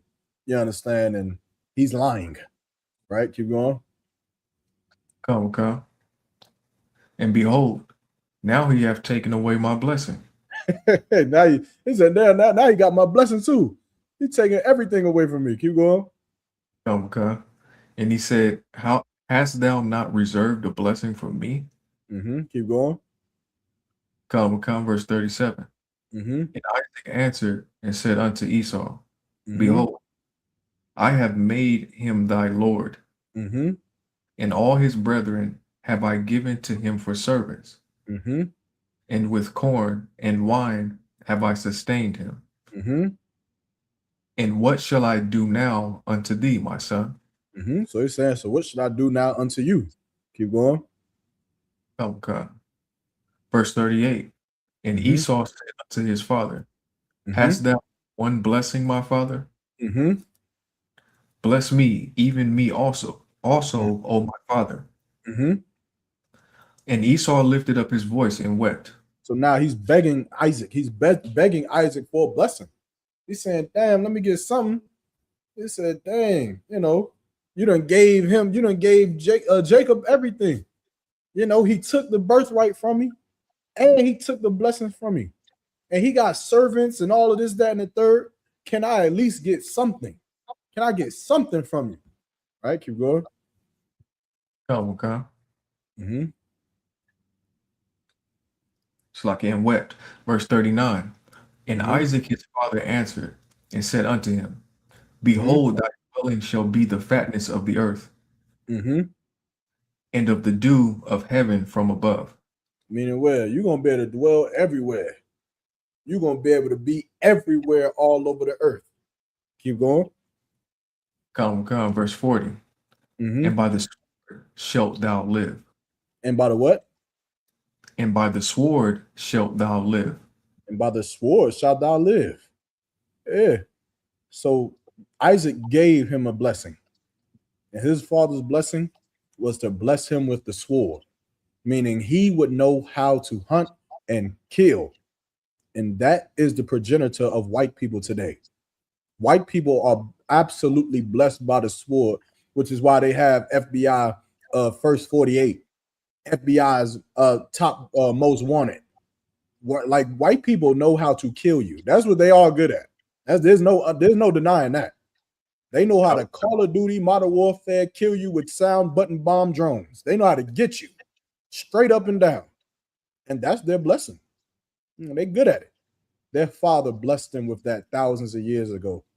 And to this day, they exercise their blessing by unaliving you, by unaliving blacks, Hispanics, and Native Indians, by going over there into Al Qaeda and hunting down Saddam Hussein and whoever else they want to go over there and unalive. You understand? So yeah, the promise and the blessing are two different things. The promise is that the nation of Israel would inherit the kingdom of heaven of God. That's the promise. The blessing is no different than the blessing that Ishmael got from Isaac. You know, Ishmael got the blessing that his people would be a great and mighty people. Right? A lot of nations on earth got blessed with different things, but the promise, the children of the promise, comes through Jacob. Right? Okay. The children of the flesh comes through Isaac, which of course is Ishmael and Esau and so on and so forth. Okay. What you got next? Let's go. So I wanted to know in John chapter 1 and verse 23, is John saying he fulfilled Isaiah's prophecy in Isaiah 40 and 3? You said John what? Chapter 1 and verse 23. And 1 and 23. And you said, are you trying to connect which prophecy he's saying he fulfilled? What kind? I don't know if it's Isaiah 40 and 3. Let's go. I was just trying to figure out if it was that. Let's go to them both. Okay. So this is the book of John, chapter 1 and verse 23. He said, I am the voice of one crying in the wilderness. Make straight the way of the Lord, as said the prophet Isaiah. Mm-hmm. So the prophecy that he's fulfilling is the prophecy of him preparing the people for the coming of Christ. Right? So what was the scripture you had asked aside from that? It's Isaiah 40 and 3. That's exactly the scripture. I believe that's where it says prepare the way of the Lord, right? Okay. So you could read that. It's the book of Isaiah, chapter 40 and verse 3. Mm-hmm. The voice of him that crieth in the wilderness, prepare ye the way of the Lord. Yes. Straight in the desert a highway for our God. Mm-hmm. So that's the precept to what John is saying that he did. Right? Oh. He's the one he's the voice in the wilderness that is making straight the way of the Lord, as said the prophet Isaiah or Isaiah. Okay. All right. I wanted to know if is that scripture also a good good oppression precept? Which one, Isaiah or John? I guess I would say John. What do you mean by oppression? So when he says, I am the voice of one crying in the wilderness, that wilderness portion, the crying in the wilderness, is it, if I'm not mistaken, is he crying out to Israel to try and get us to come back? Yes. So like you are also the voice in the wilderness right now. I'm saying you are. When you go out to camp and you crying out, remember the scriptures say, cry aloud and spare not, and show my people their transgressions. Like you're doing the same thing John had to do. That's what the Israelite School of UPK is doing. We're paving the way so that when Christ comes back, the nation of Israel is ready to follow him. That's all we're doing. Right? Getting brothers and sisters prepared. You understand? Getting them cleaned up. Yeah, but you ever like one of them movies where someone has to marry the king or something, and they'll have like 1,000 women But before the women are shown to the groom, they go through this process of getting clean and bathing and learning certain things and learning how to speak to the king and learning how to bow their neck and all this, that, and the third. We doing the same thing. That's all we doing. We're trying to teach the people, blacks, Hispanics, Native Indians, how to bow your neck for Christ. That's all we're doing. You understand? And that's the job that we have. That's it. Showing you the way. Showing you how it's done. That's why fake Israelites got to stop being in them fake Israelite camps. You understand? You're going to go up to Jesus Christ and you're going to say, damn, Michael, well, I'm so one West, I don't even know how to make a joke. I done forgot the damn fake way of saying it. God damn. What they say? I lied to you now, Michael. Well, I dead was about to say Shalawama. In my head, I'm thinking Shalawama. I'm like, that don't sound right. What is it that they say? Come on, you know. Like, you talking about the breakoffs? Yeah. What is it's the one that's kind of like Shalawama. I'm having a terrible brain fart right now. It's not Shalom. It's damn, I can't think about it. I'm dead serious. It's something like Shalawama or Koti or something like it's Shalawam. Shalawam, that's what it is. Salaki. Shalawam. Okay. Damn, man. That's but yeah, they're gonna go up to Christ and they're gonna say Shalawam. Shalawam. And Christ's gonna look at them like, Jesus, what the hell is you talking about? Right? That's the wrong way to approach Christ and to bid peace unto him. The appropriate way is to say shalom. That's the appropriate Hebrew. That's the appropriate pronunciation of the word peace is shalom, not shalom, not shalom, not anything outside of shalom. But that's what we're doing. We're trying to teach people to show them the way so that they can be prepared for Christ when he returns. Right? And that's the same thing John did, right? Come on. So I wanted to know if I can get a breakdown of Psalm chapter 69 and verse 9. I was just talking to somebody about the book of Psalms earlier. Apparently a lot of Christians love the Psalms. You ever heard that term where Christians will say, make sure you read the Psalms? You ever heard that?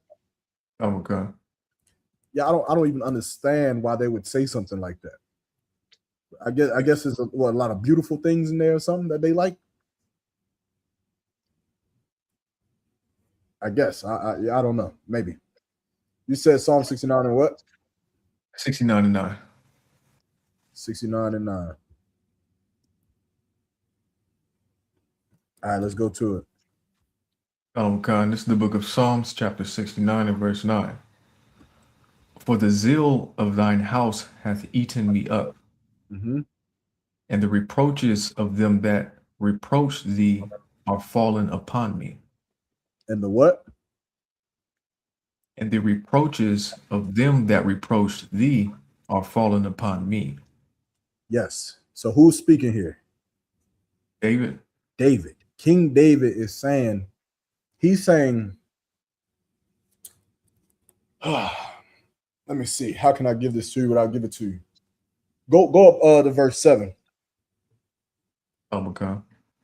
Like David is going through what you went through when you came into the truth.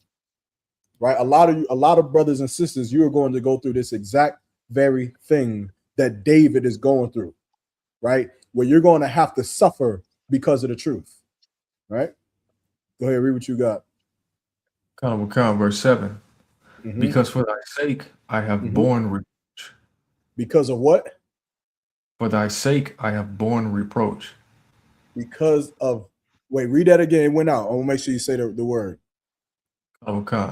Because for thy sake I have borne reproach. So because of whose sake? God's sake. Yes. Because of your sake, I have borne reproach. What does reproach mean?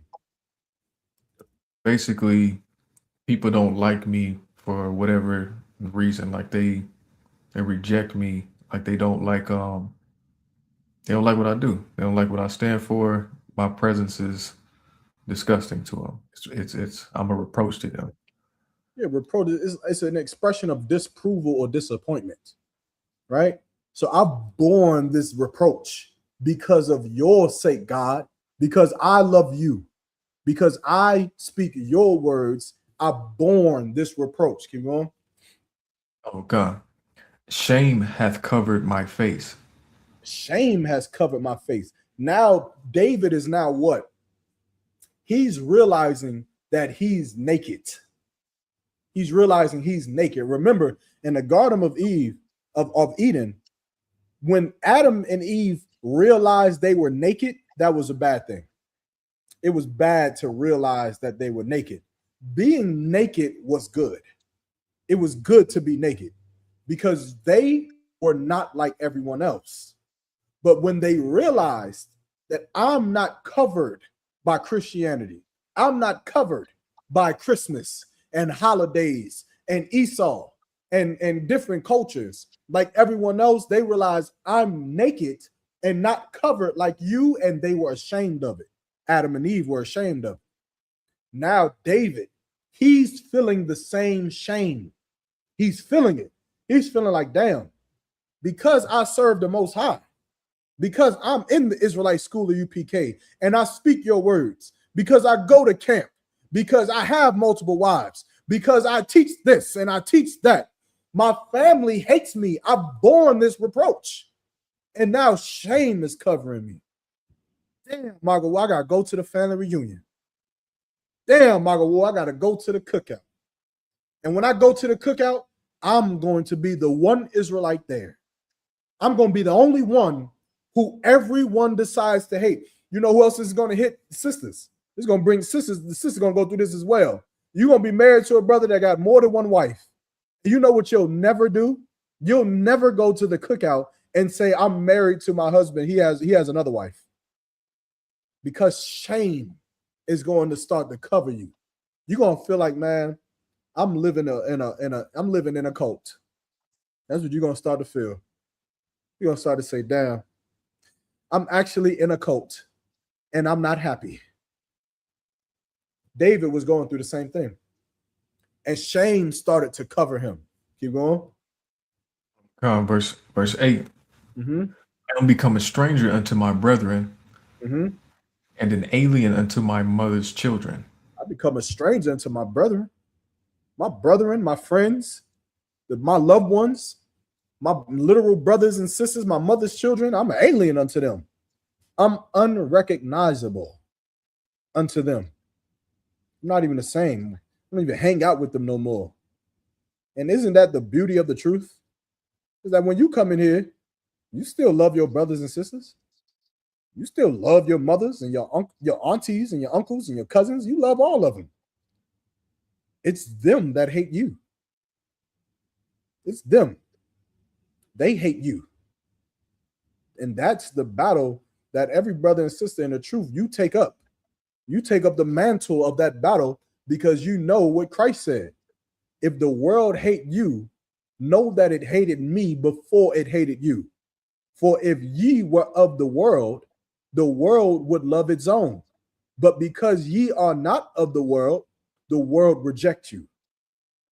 That's what Christ said. But before Christ, David was hated. He was hated. Keep going. Come, verse 9. Mm-hmm. For the zeal of thine house hath eaten me up. For the zeal of thine house, my Lord, the zeal of your house is eating me up. This is a lot. It's a lot to serve the Lord. It's a lot. You know, in the school since 1969, you've had many brothers drop their sword. Hell, since the little bit of time I've been in here, I've seen brothers drop their sword left to right. I don't think about it not one bit. You know why, Magawa? Because it's a lot. Yeah, I get it. It's a lot to be in the truth. You can't talk to everybody you want to talk to. You can't say just everything you want to say. You can't do whatever you want to do. You can't sleep with whoever you want to sleep with. It's a lot to be in the truth. Absolutely a lot. That's why they dropped their sword. I just pray that I continue being strong.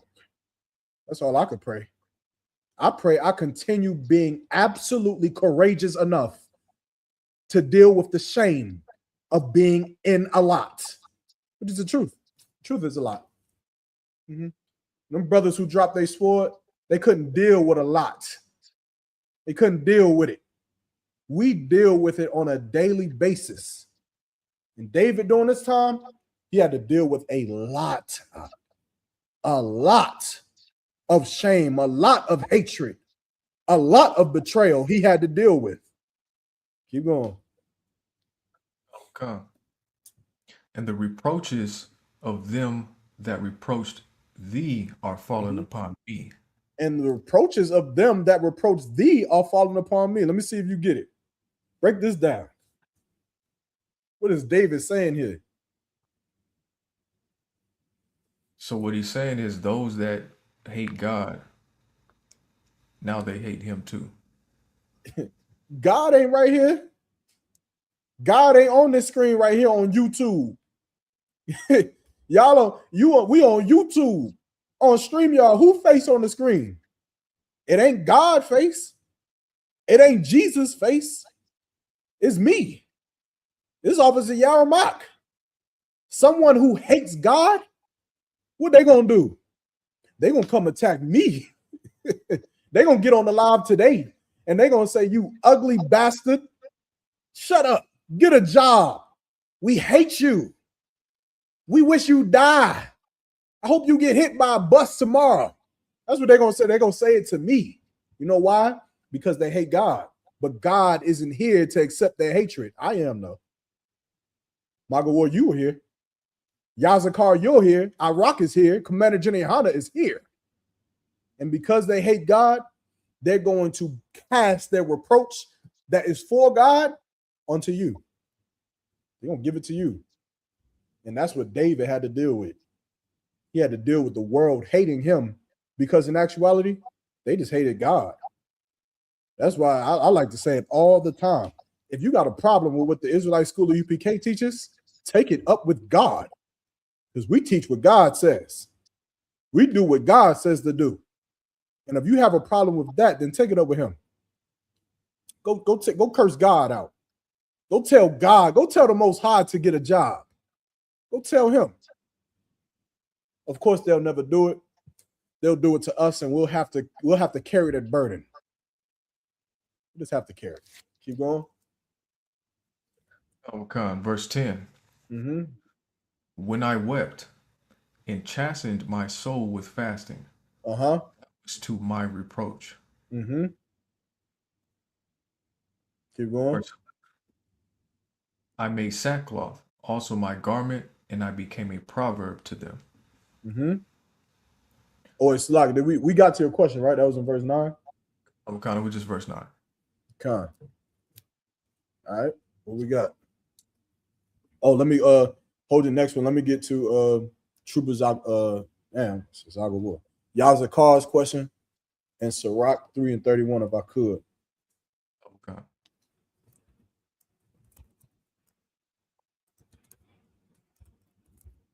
This is the book of Sirach. Or Ecclesiasticus, Salak. Okay. This is the book of Ecclesiasticus, chapter 3 and verse 31.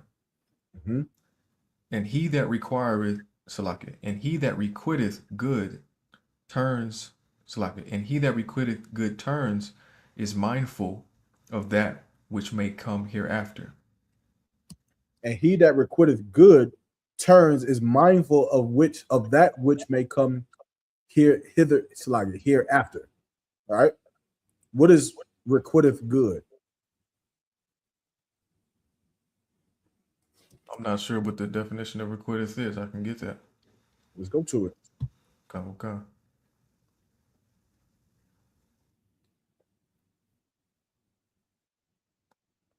This is the definition of requiteth. Requiteth is to repay, reward, or return in kind. So now, he that repays good turns is mindful of that which come hereafter. Right? So what is this saying?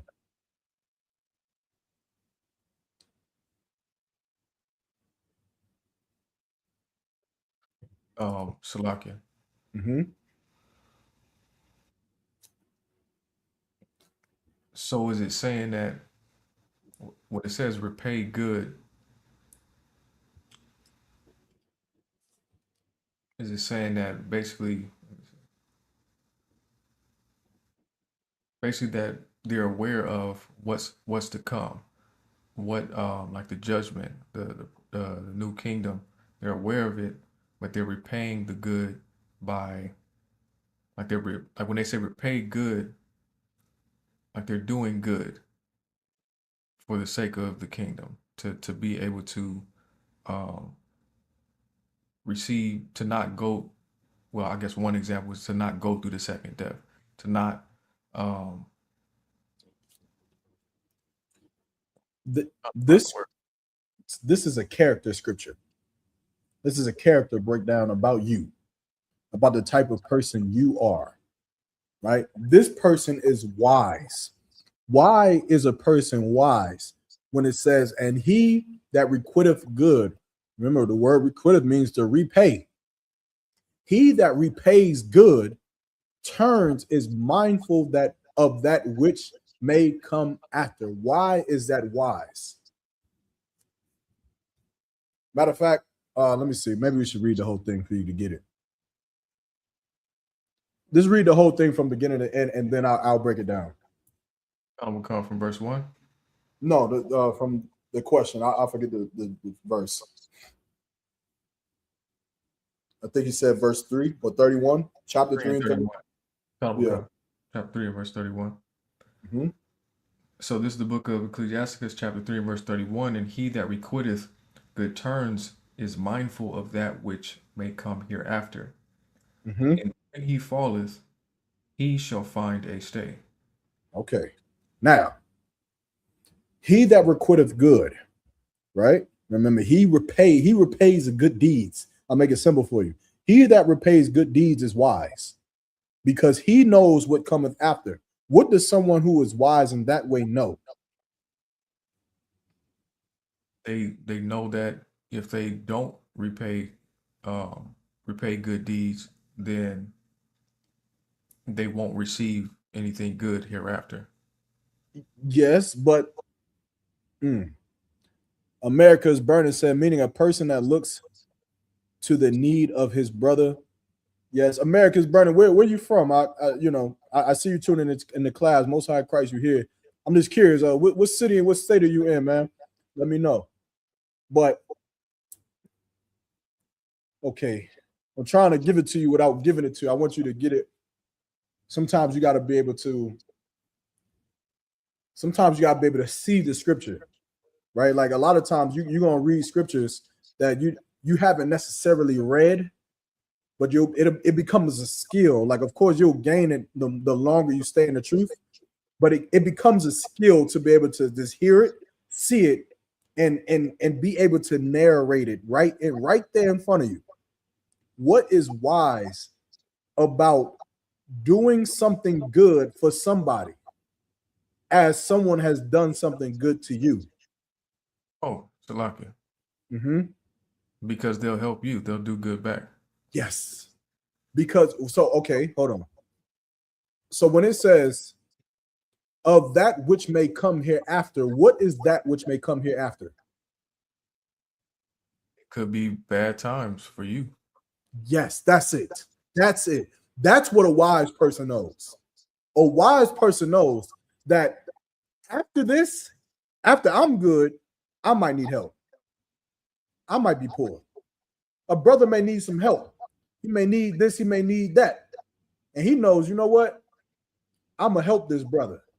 And I'm going to be there for this brother or this sister, because I know that there may be a time where I'm going to need help. I'm going to need someone. You understand? Okay.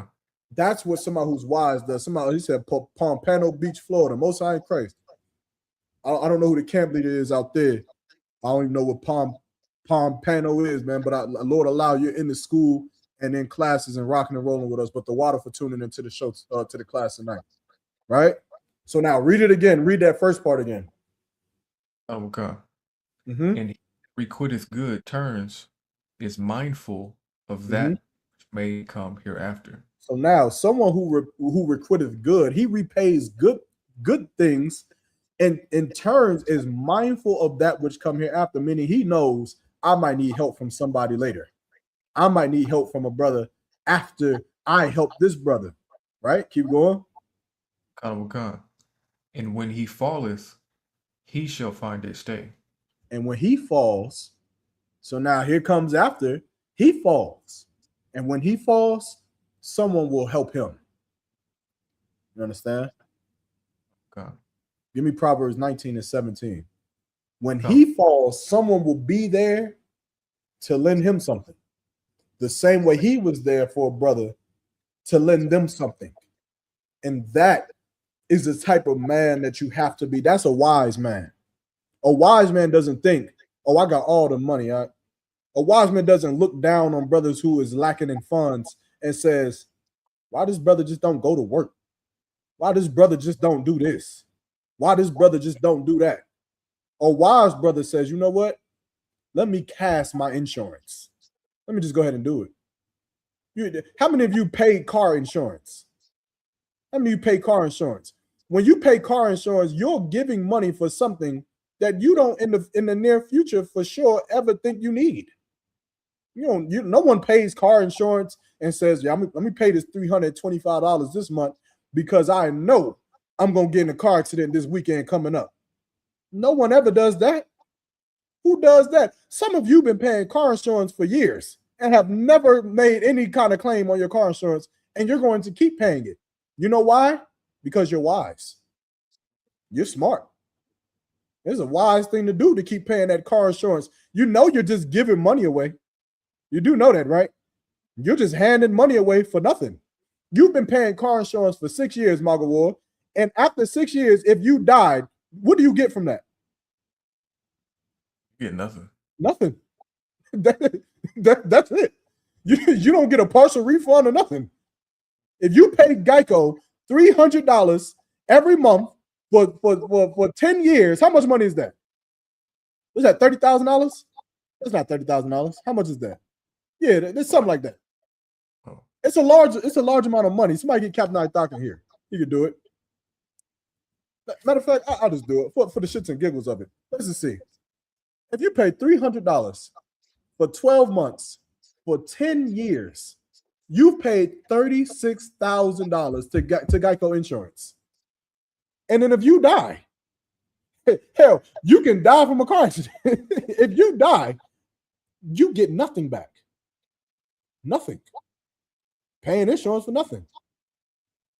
But the reason why you pay your insurance is because you're wise.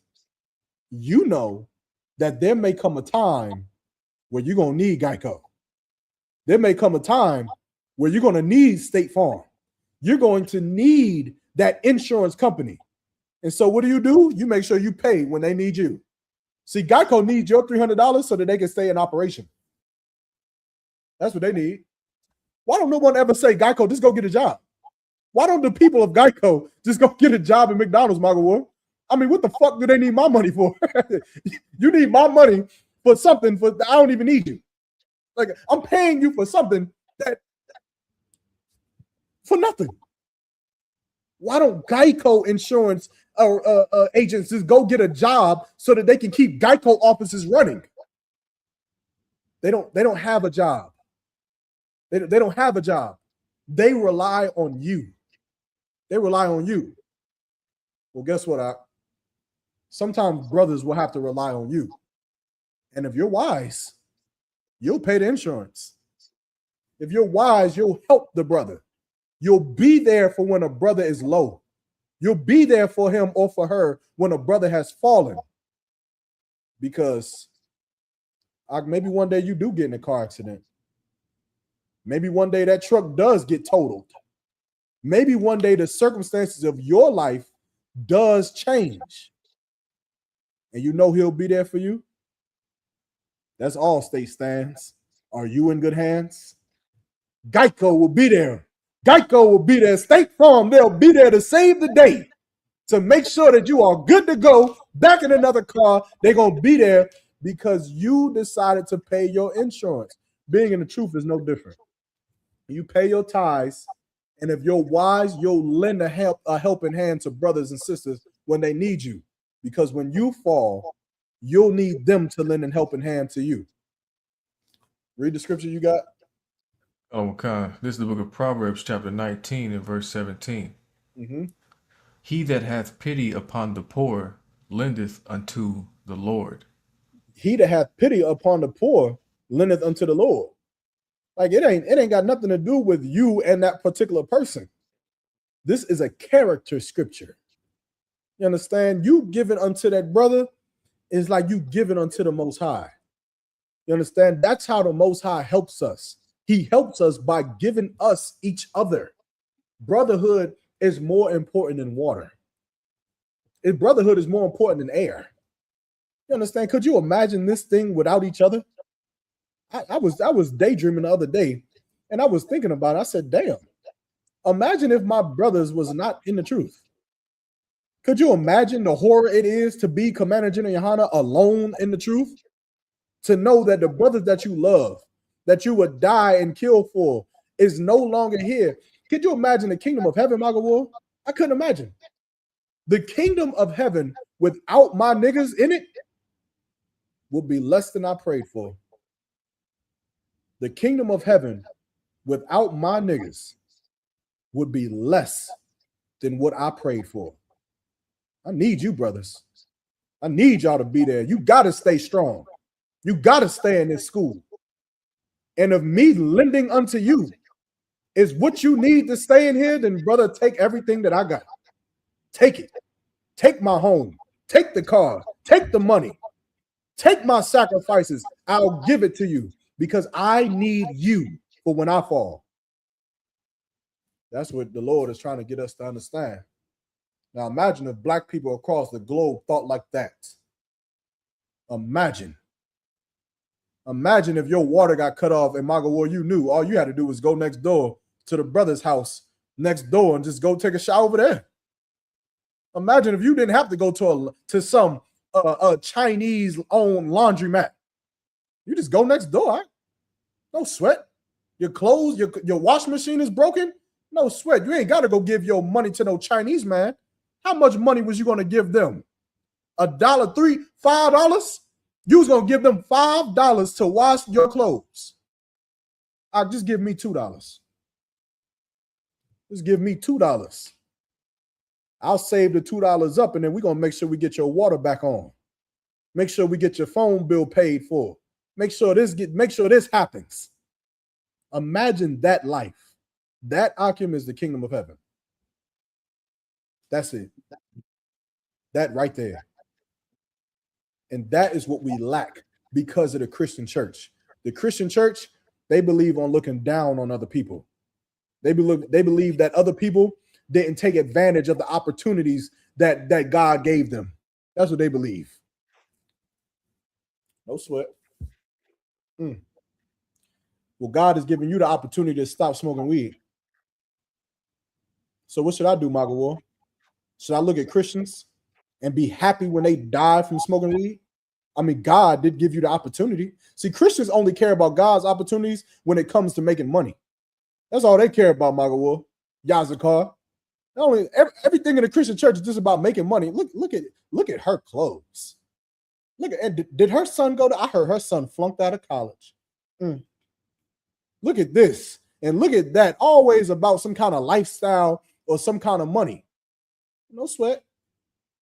Maybe we'll just look at you bad when you die from high blood pressure.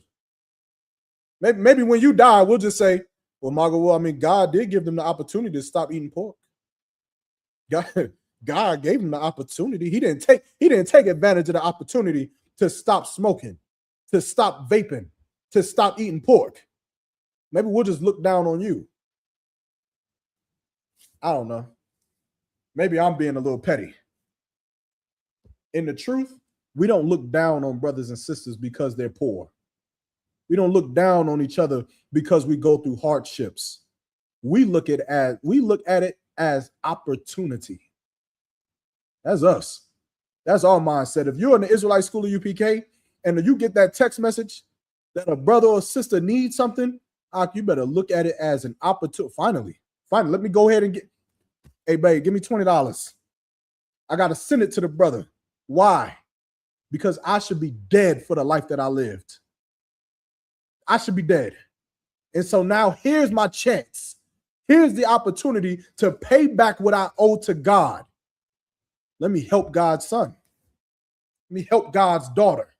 Let me help her. Let me send that money. Let me be there. Let me give her the ride. Let me braid his hair. Let me cook for the brother's family. Let me do these things so that I can repay what I owe to God. We see brothers' hardships as an opportunity to serve God. And that's what the Lord is trying to give you to understand. Yazakar, I pray. I hope that answers your question. Come on, Michael, what would you have?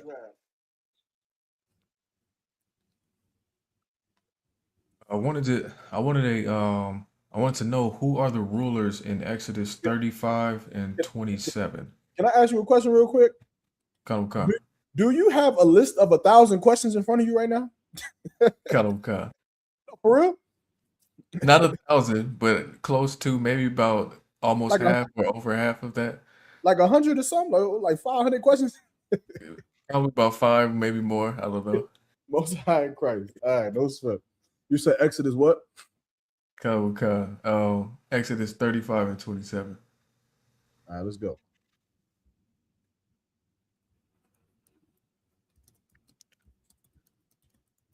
So this is the book of Exodus chapter 35 and verse 27.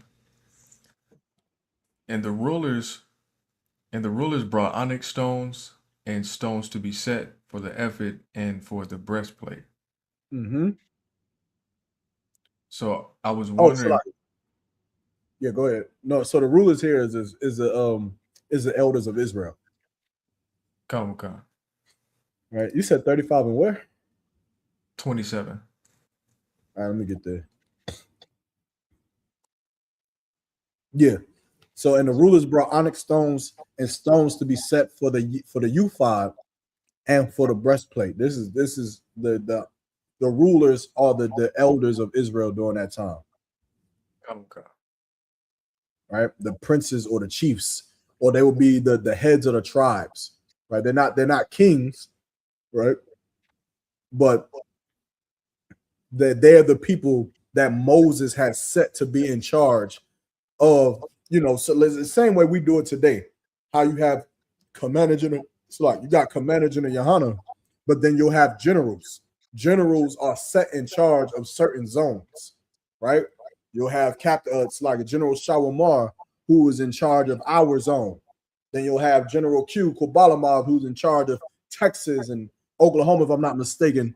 And then I don't know all of the zones of generals, so forgive me, but each general generally has a zone that encompasses multiple states that they are in control of. And then underneath them, you'll have captains of 13,000s who are more directly in charge of those states and those cities. And then you'll have captains of 10,000s and then 5,000s who are, more and more in touch with those zones and cities and such like that. So that's who these elders would have been, or the rulers would have been back then. Okay. All right, come on, what we got? I got a plethora, unless you want to go into your topic. Nah, we all for the topic. We running late now, so I'll just take a couple more questions. Okay.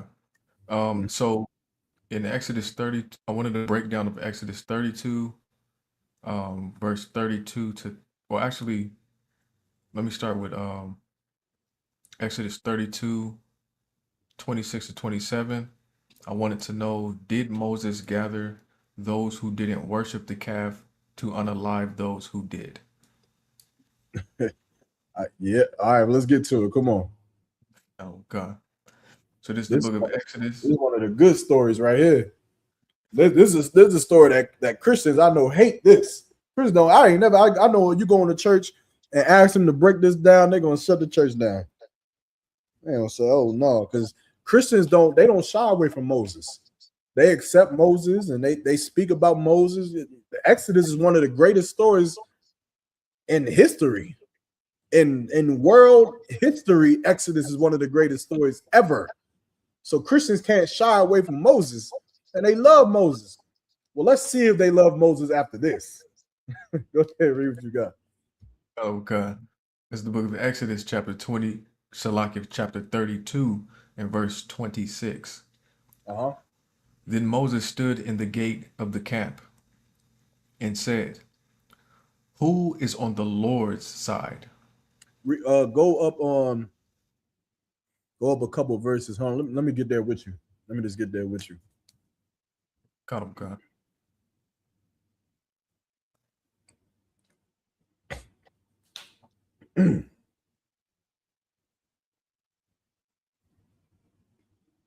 Go to verse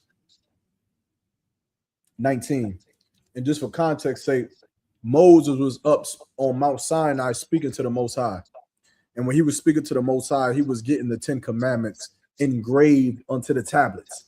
The Lord put a fire on the tablets, and then it appeared on the tablets. And he came down. And when he came down Mount Sinai, Joshua told him, like, look, we hearing a noise in the camp, like the camp of the people. It's a noise of war.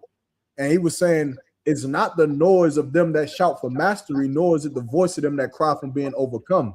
Meaning, it wasn't like they was overcoming and killing another nation of people that was attacking, but it also didn't sound like they was being killed either. Understand? So now Moses and Joshua went down to investigate, and then now we're here at verse 19. Go ahead. God, this is the book of Exodus, chapter 32, and verse 19. Mhm. It came to pass, as soon as he came nigh unto the camp, that he saw the calf and the dancing, and Moses' anger waxed hot. So now And when he came into the camp, he's seeing that they had taken all of their jewels, their earrings, their nose rings, all of the jewels that they had, and they melted it all down, and they made this golden calf. The golden calf was a god or the representation of what god? Salakia, was it Molech? Mm-mm. Nah, it wasn't Molech. What god is a representation of the golden, or what the golden calf a representation of?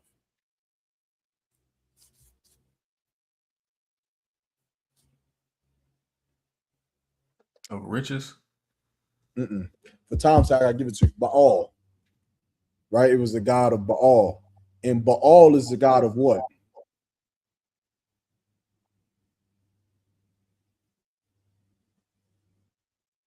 If you know what God is, Baal is a god of, then it'll make sense why they did this.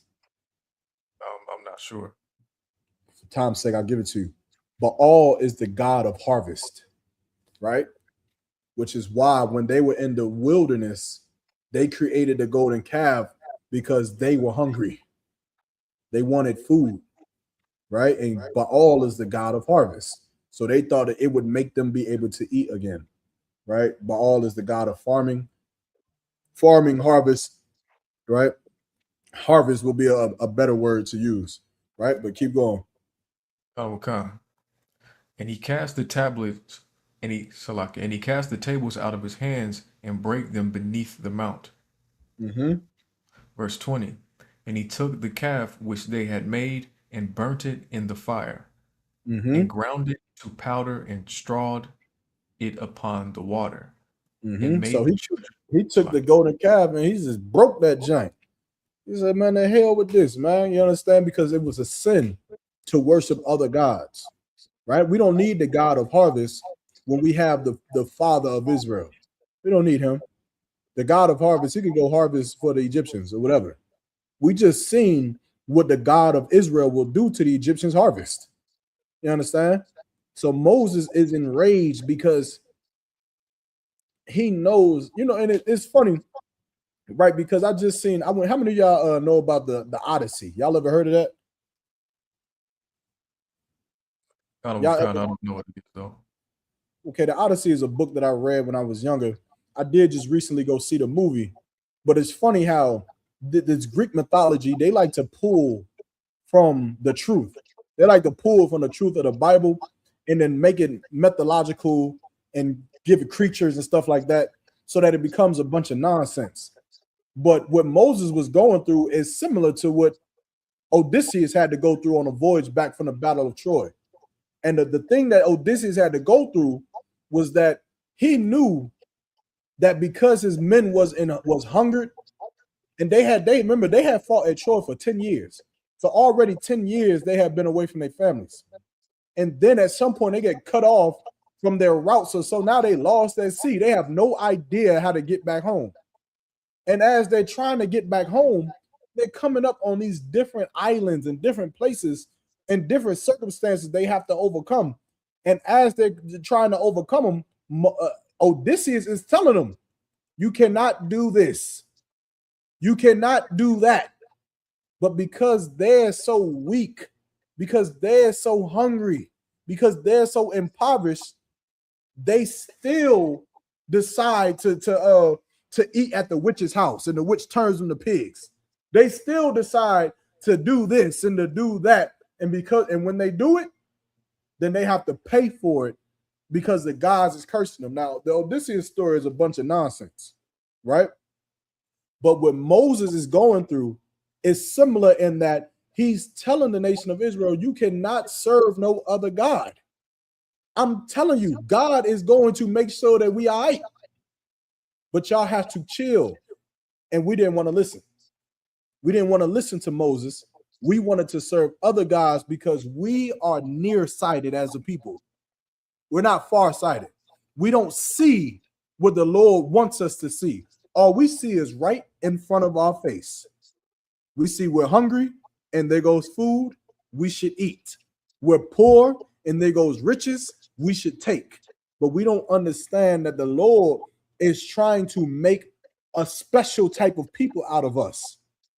And in us falling victim to our flesh, the Lord is going to get rid of all of us. So Moses understood that. And he decided he was going to burn that golden calf and break it. And then he was going to do what he did next. Keep going.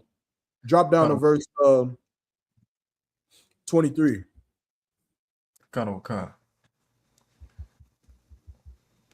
Verse 23. And they said unto me, make us gods, which shall go before us. For as for this Moses, the man that brought us up out of the land of Egypt, we would not what is become of him. So now the people is talking to Aaron, right? And Aaron is telling the people, let's not anger the Most High, right? And he's telling Moses that the people are set on mischief. They're set on angering the Lord. You understand? So Aaron is telling Moses, make us gods, which shall go before us. For as for this Moses, the man that brought us out of the land of Egypt, we don't want to become like him. We don't want to be like Moses. We don't want to be like you. We want to be rich. We want to be fed. We want to be, we want to have things that we want to have. Keep going.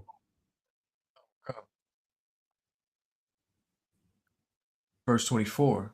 And I said unto them, whosoever hath any gold, let them break it off. So they gave it to me. Then I cast it into the fire, and they came out this calf. And there came out this calf. Aaron became your modern day what? Aaron became your modern day what? In that moment. Aaron is telling Moses, he's like, man, Moses, the people came to me and they were saying, man, we impoverished, we hungry. They don't even care about whatever this Moses did. We don't even care about that no more. So Aaron, he said, look, all right, I'm hearing what y'all saying. Look, whoever got gold, bring me the gold. Whoever got this, bring me that. We're going to melt it down and we're going to do this thing because y'all begging, because y'all really want this thing. What did Aaron become the modern day? America's burning. He said it.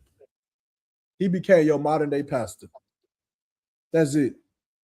The modern day pastor. The people want Jesus to be white. The pastor going to teach that Jesus is white. The people want Jesus to be black all of a sudden in 2026. Now you go in the black church and they took out the white Jesus now. In the 80s and the 90s, you go into the black Christian church, they had the Cesar Borgia picture. They had white Jesus on the windows and on the walls. But now Black people don't want it to be white no more. They waking up. Yeah, so they change it. They take away the white image of Christ. You understand? Black pastors don't have a backbone. They don't. They don't have one. They do whatever they feel would make the people feel good. The scriptures say this. The people say unto the seers, see not. And unto the prophets, prophesy unto us not right things, but prophesy unto us smooth things. That's what Christians say. And pastors, they fit the script well. And that's what Aaron did. Aaron told Moses, look, man, they was putting too much pressure on me. They were saying, fuck Moses, to hell with this, to hell with that. We don't want to be like Moses. We want to eat. So Aaron says, so you know what I did? I made sure that I stayed in charge over them. That's what Aaron did. I made sure that I was the one to be in charge over them. And so he made the golden calf. Keep going. So like the other one, if I may. Come on. Just a piece of information there too, as far as how stiff-necked we were. This was all while the cloud of God was still on the mountain. You could still see it. A man's hunger is more important than serving God. Right? Lot's wife heard the destruction of Sodom and Gomorrah and still turned around. Can you imagine? Oh God. The people of Sodom and Gomorrah, they were stricken with blindness.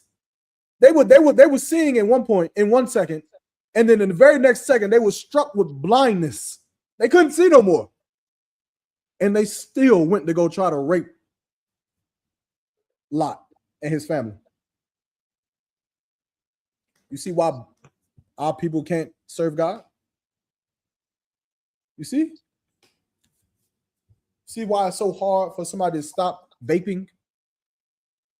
Why it's so difficult for somebody to stop smoking, to stop eating pork, to stop eating shrimp and lobster? Because you being full is more fulfilling than you serving God.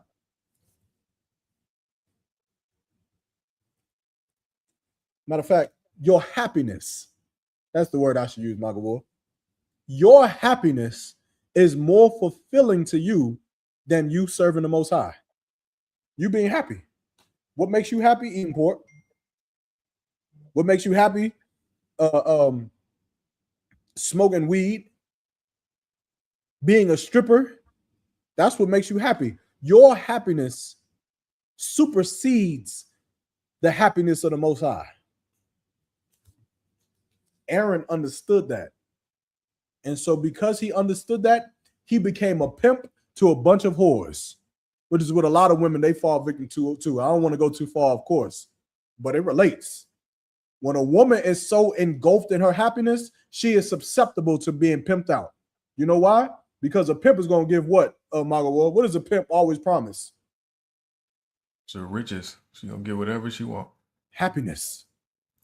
You come be with me. You come be with a player like me. I'm protect you. You're going to be happy. You're going to be dressed in diamonds and rings and all the finer things, baby. You come be with me. I have you farting through silk. That's what they say. Yeah. That's a Dolomite reference if y'all don't know. That's what they'll feed you a lie because you're so engulfed in happiness. That's why, sisters, you shouldn't be... When you talk to a man, you should just, everything he tells you about making you happy, you should just be like, I don't give a fuck about that. Baby, I'm the new red bottoms? I was waiting for a girl to come around as beautiful as you. I was just telling my nigga Magawar. I was just telling him I couldn't wait to buy that new Birkin bag for a woman that came around just as beautiful as you. If you're wise, you should look at that nigga and say, I don't give a fuck about that Birkin bag. I don't care. I don't care about you making me happy. What kind of man are you? Are you a father? Do you beat on women? Do you serve the Most High? Do you eat pork? Do you eat shrimp? Do you smoke? Do you sell? I don't care about you making me happy. A woman who's like that, she's gonna find a good husband. She's gonna find it. She won't be pimped out by some pimp. She won't. Because she's not engulfed in things that make her happy.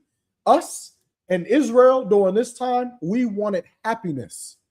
And Aaron was the pimp pastor who was ready to give it to us. Keep reading. Verse 25. Uh-huh. And when Moses saw that the people were naked, Aaron had made them naked unto their shame among their enemies. So now Moses saw that the people were naked. He said, damn, now they realize that they're different. And now they're shamed unto their enemies. Why? Because God is with you. God is with you. And now you're shamed. You're shamed that God is with you. You're shamed to be an Israelite. You're shamed to be in the truth. You're shamed to only need the Most High God and only pray to him and nothing else. It shames you. You know why it shames you, Margaret Ward? Why is someone shamed by God to be a servant of God in the truth? What is the shame that covers you? It's the shame is the fact that the rest of the world isn't doing what God said to do, and you can't join them. You can't eat pork. Hold on, you right there. You right there. You was right when you said the shame is that the rest of the world does not obey God. And start right there, but switch it. After that, what is the shame? The rest of the world don't obey God. You obey God. But what are you? If you get this, I'll be surprised. Someone type it in the chat. If someone could get this one, I'll be surprised. Let me see. Aaron fell weak to the people he was Moses' second in command and was supposed to rule the way. You're absolutely right. He was supposed to do what Moses would have did, but he fell weak. The shame that covers us is that we keep the commandments. God's favorite chosen people. Remember, you serve God. God is with you.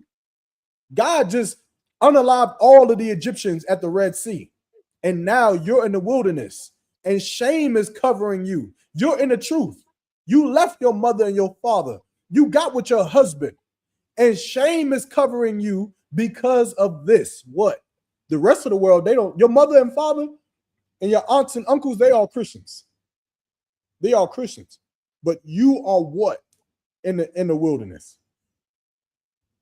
This might be very difficult to get. Or I might just be saying it in a way that it's hard to understand.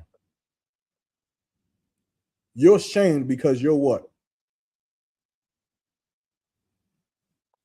You're ashamed because you're hated by them. You're reproached. Come. I'm gonna give you a hint. If LeBron James came into the truth tomorrow, not different. If LeBron James came into the truth tomorrow,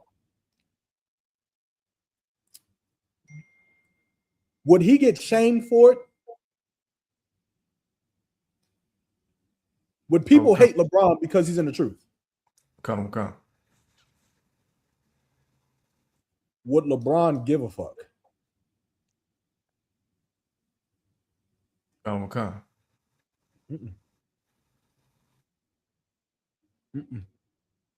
I mean, that's what I'm saying. This is tricky because I can't speak for LeBron, right? He might give a fuck, which is why LeBron would never come into the truth. But let's say LeBron has the mindset of you. Let's say LeBron has your mind. So you take your mind and you put it in LeBron's life. Now you yourself are LeBron. Would you give a fuck that people hate you? Lie. Would you be ashamed? Lie. Why? Because I know it's the right thing to do. That's what I'm saying. It's too difficult. It's too difficult to say it that way. It's too difficult. You will be ashamed Because you're hungry, Ak. Because you're hungry. You're ashamed because you can't pay your bills. That's why you're ashamed. You're in the truth. And you gave up the world.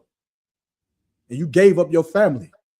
And all your aunts and all your uncles and Christmas and Halloween and Thanksgiving. You gave it all up to be in this cult. And now you're in the wilderness. You left Egypt.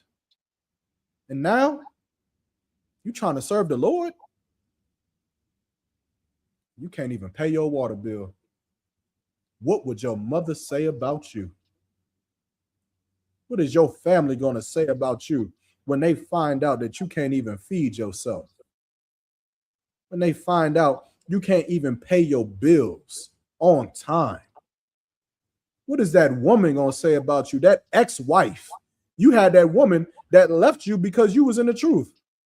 Now she done got with a man and he drive a Tesla, Magawa. He got the Tesla. He taking her on fine wine and dine. They eating all the steak and cheese, all the caviar and crumpets. They eating everything. They going to the game. But see, they worship Jesus. They worship Christianity. But now here are you. And you supposed to be in the truth. You can't even afford a steak. You can't even afford to watch the game on TV, let alone going into the courtside tickets. You can't afford that. Now you are ashamed. You are ashamed because you are poor and unhappy. You're unhappy, right? That woman that you with, she's sleeping with you, and you know what she is? She's ashamed because she's unhappy. You know what she thought? She thought that when she got with a priest, she thought, I'm just so happy. The combat that I have against my mother and my father is that I'm just so happy. I'm happy with him. I'm happy to be with him and to be here. But what happens when you're not happy anymore? Then you be shamed. The steak and cheese is good when it's good, but what happens when it runs out? What happens when the money runs dry? What happens then? You just be shamed, Doc. Next thing you know, you'll be burning gold so that you could build a golden calf to go back to the world, to go back to the gods. You'll be ready to go back to your grandma's house and go back to church so that she can take care of you, so that she can coddle you like some baby, so she can hold you just like this, hold you in her arms and say, baby, I knew. Come on back. The church has still got your seat waiting for you. We still here waiting for you. Come on, eat some pork. Come on, eat a little bit of that good bacon. I know you've been missing it. Yeah, go on over there. There's a good man in this church waiting for you. And he only believes in having one wife. Yeah. And then you'll fall for it, Doc. You'll fall for it. You'll go back into the world. You'll build a golden calf. You'll pray that your life can go back to what it is. And the next thing you'll know, you'll wake up and some Egyptian's foot will be corroding your neck. You'll wake up and some knee of some racist cop in America will be on your neck, killing you, unaliving you. You'll wake up and some Chinese man in some Asian store will be shooting your son in his back. You'll wake up and that'll be the reality of the life that you live. You'll sleep with some man and find out that he's abusive. You'll be with some woman and you'll find out that she's some bottom dollar hoe that you done married. You'll go back into the world and you'll realize, damn, I made a mistake. I made a mistake by choosing the world over the truth. I made a mistake by choosing my happiness over serving the Most High. That's the smoke and mirrors, brothers. That's it. The Christian church is full of smoke and mirrors. They make you feel like choosing that lifestyle is better. But in reality, you're so stupid that you don't even realize life has never been good. Magawa, what the hell are we talking about? Why do you think people come into the truth? Because life was so good in the church? You think we in here bumping our gums for no reasons? Our children are dying by the hundreds of thousands every single year to drug and gang violence and imprisonment, and all of them are in the Christian church. We dying from AIDS and HIV. Our lungs is collapsing. Our hearts are failing. Our blood pressure is rising. And all of us are in the Christian church. So why the hell do you think that we look for a way out in the first place? You got to stop being so simple. You left Egypt because Pharaoh had his foot on your neck. That's why you left Egypt, but you forgot. You forgot. The second you get free, you'll forget and you'll start to want happiness. You'll start to want happiness all over again. Blacks, Hispanics, and Native Indians, what you should want is freedom. That's what you should fight for.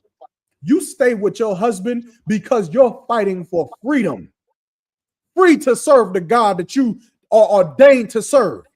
Free to love the man that you want to love. How many sisters out there feel like they're not even free to love their man? You're not even free to do it. You're not free to bring your man to your mother's house. You can't walk into your family reunion and say, "This is my husband." You're not even free to do it. Well, sister, if you're not free to do that, then you better stay with that man as he goes out there and blazes on the streets of America. While he blazes in these classrooms, while he teaches Blacks, Hispanics, and Native Indians the truth, so that one day you can be free. Free from your family, free from yourself. 2,000 years ago, Magawar, we didn't want to be free. We wanted to eat. We wanted to be happy. We wanted to go back to Egypt. Keep going. We're going to end off on this. Verse 26. Mm-hmm. Then Moses stood in the gate of the camp and said, Who is on the Lord's side? Moses heard of all of these things. He's seen it. He's seen it. And brothers, this is the spirit you're going to have to enact. You're going to have to enact it today, right now. You're going to have to do what Moses did 2,000 years ago. You have to do it right now with that woman you sleep with the brother you call your bro, with your family members. If they decide that they want to get in front of the truth and stand in front of God, then you're going to have this spirit that Moses had. Read it again. Then Moses stood in the gate of the camp and said, Who is on the Lord's side? Who's on the Lord's side? Who's going to stand with God? Who's going to be with him? Not who wants happiness, not who wants prosperity, not who wants good economics or to save money or to go on dates and get flowers and have 1,000 women and do all that, whatever the hell else people like to do. Your happiness is not in question here. Your loyalty is. Your servitude is. Who is going to choose the Lord? Keep going. Let him come unto me. Let him come here. You brothers in the truth, you come with me. I'm coming with you. We're going to be together because we're choosing to serve the Lord. You sisters in here, I'm coming to you. You coming to me. We're going to roll with Commander Jenna Yohana up in here together. Don't give a damn about the water bill.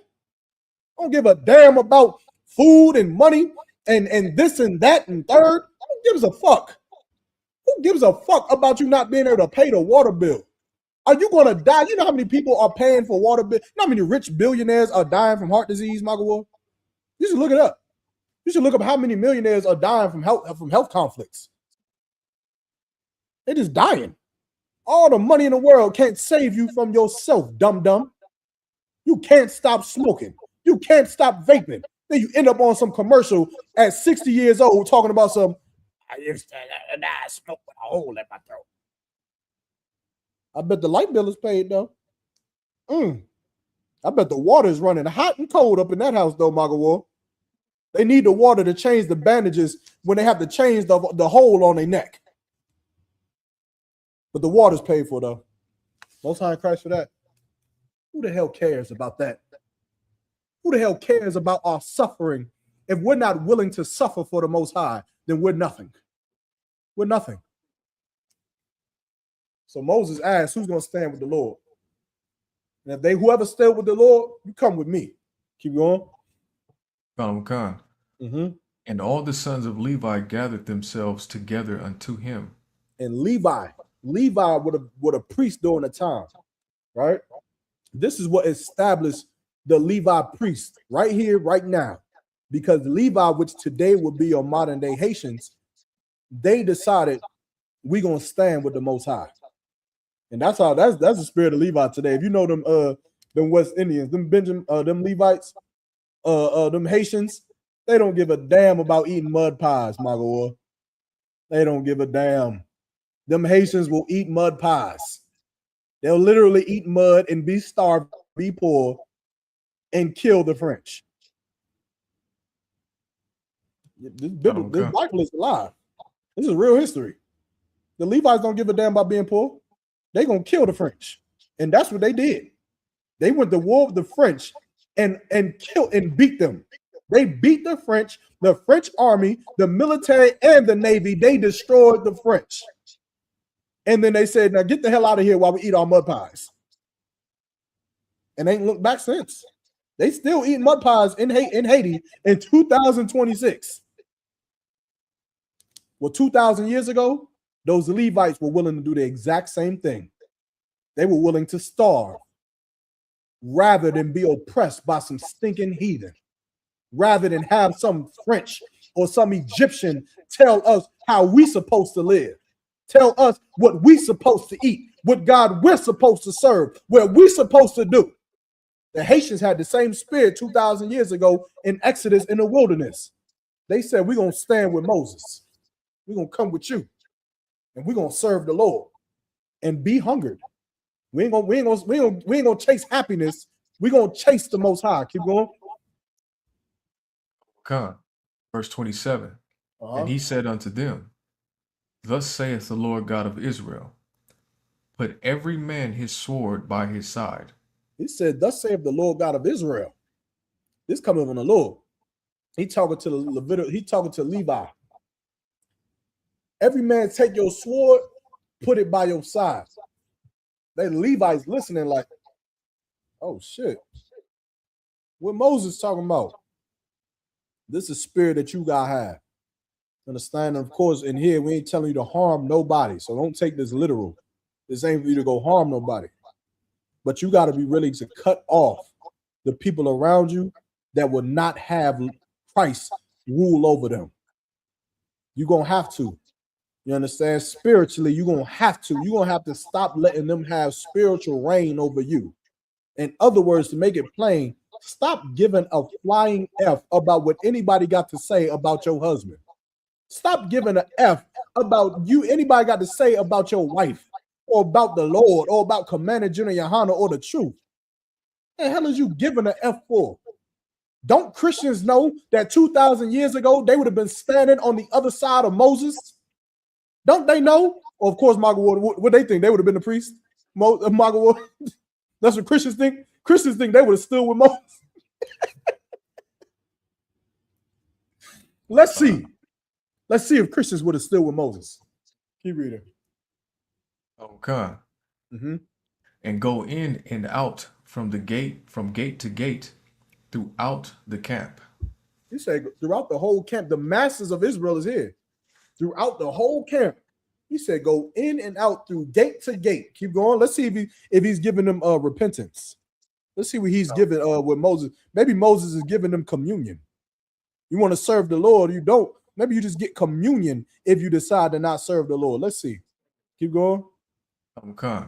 And slay every man. Mongo, you got really good. Hold on now. Can the church say amen for a second? Hold on, because I just heard you say a word that doesn't sound real Christian. We talking about go through the gates of Satan, right? That's what we're talking about? The gates of Satan? Is that what we're talking about? It's not the gates of Satan? Okay, it must be the gates of the devil then, right? It's not the gates of the what about, okay, this has to be the gates of bad evil angels. Evil spirits?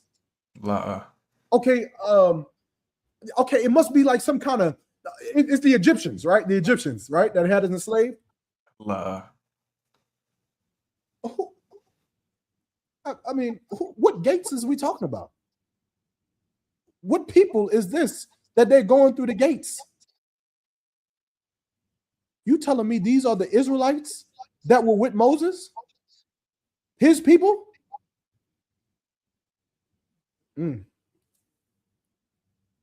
They went to the gates and Moses said to do what? And slay every man his brother, and every man his companion, and every man his neighbor.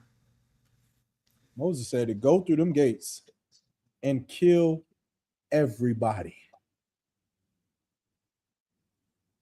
I can't wait for Sunday, Magawar. I can't wait. I need the pastor to break this down. I need to understand this. It said to slay everyone, their brother, their neighbor, and their companion. That means friends and associates getting it too. Can you imagine, Magawar? Can you imagine being in camp with a people and you casting lots with people? You're getting drunk, you're partying, you like, yo, we just left Egypt.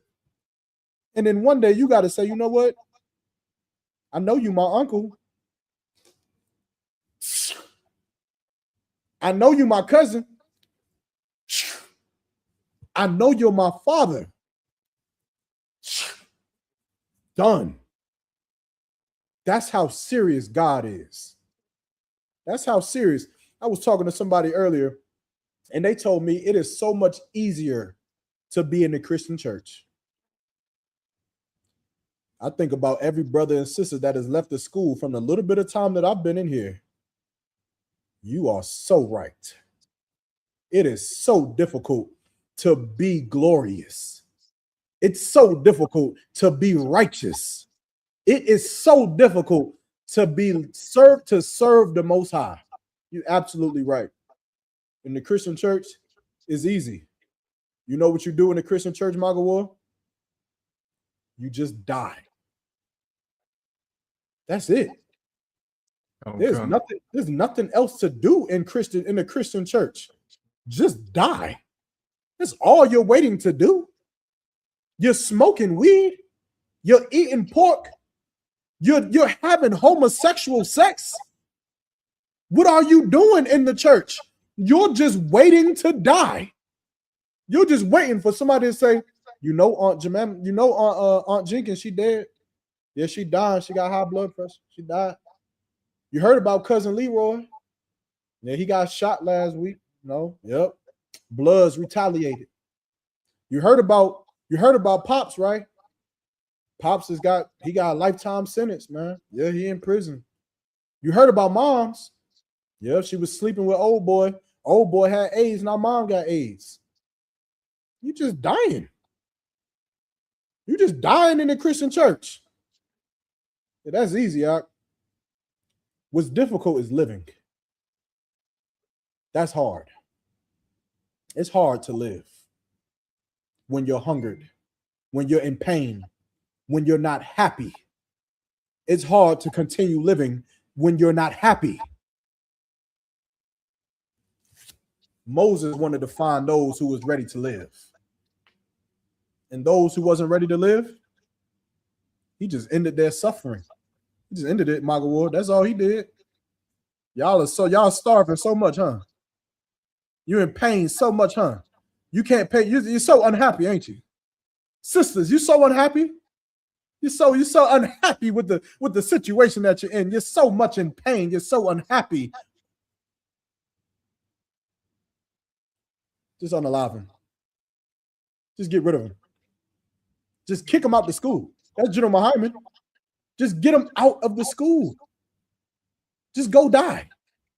Lord be with you. And that's what Moses did. Moses just told him to unalive. Is there any more on that? Lie. Moses had him just go unalive everybody. You don't want to serve the Lord, no sweat. Go serve Baal in the next life. Maybe you'll get another chance to serve Baal. Maybe you get another chance to serve Shiva or Nimrod or whatever God you want to serve in the next life.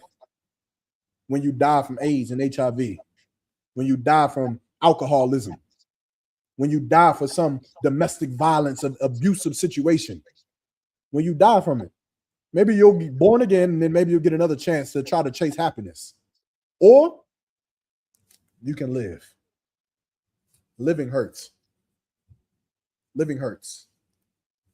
You ever talked to somebody that has cancer, Magawar? My aunt, she died from brain cancer not too long ago. If you never talked to somebody that has cancer, you don't understand what I'm saying. You don't understand it. Talk to somebody that has cancer. It hurts to live. It's easy to die. Well, the men and the women in the Israelite school of UPK, we'll just accept the pain to live. That's it. We'll do. We won't eat what God said not to eat. We won't smoke what God said not to smoke. We won't drink what God said not to drink. We won't sleep with who God said not to sleep with. We won't celebrate what God said not to celebrate. We won't do what God said not to do, regardless of our happiness, so that we can live. That's as simple as I could put it. I don't know no other way of giving it to you. Okay. With that, you could choose whether you want to stand with God and live, or you want to stand with your grandmama and die. Whatever one, Lord be with you. Right? Anything else? Where we at? Way over the time. Anything else? So what? Okay. All right. With that, I'm gonna go ahead and end the class right there. I do want to shout out the cookout in Chicago, but forgive me, I don't know the exact dates. I don't know if it's this weekend or a couple weekends coming up here after, but make sure y'all supporting all of the Israelite School UPK's cookouts. You got Philadelphia, I believe, in the first week of September. You got Chicago coming up. You also got Vegas in October 1st through the 4th. Make sure you get with your camp leaders. If I'm not mistaken, I think Dallas is creeping in there. I don't know if I'm overstepping. Salagi, Captain Yadazak, if I am. But I don't know if I think I heard something about Dallas coming up in there. That's going to be crazy. So make sure y'all get with the camp leaders. Stay in touch with the Israelite School of UPK. Make sure you like, share, and subscribe all of these classes. Get into class. If you're in Eastern Carolina, if you're in Goldsboro, Greenville, Farmville, Winterville, Kinston, all the way to the coast, make sure you find the nearest school near you in Eastern Carolina. Of course, will be myself here. And get in class, man. It's time for brothers and sisters to wake up to the truth and start living their life for the Most High. Understanding with that, if there's nothing else, I do want to say the water and shalom. Lord Christ. Okay.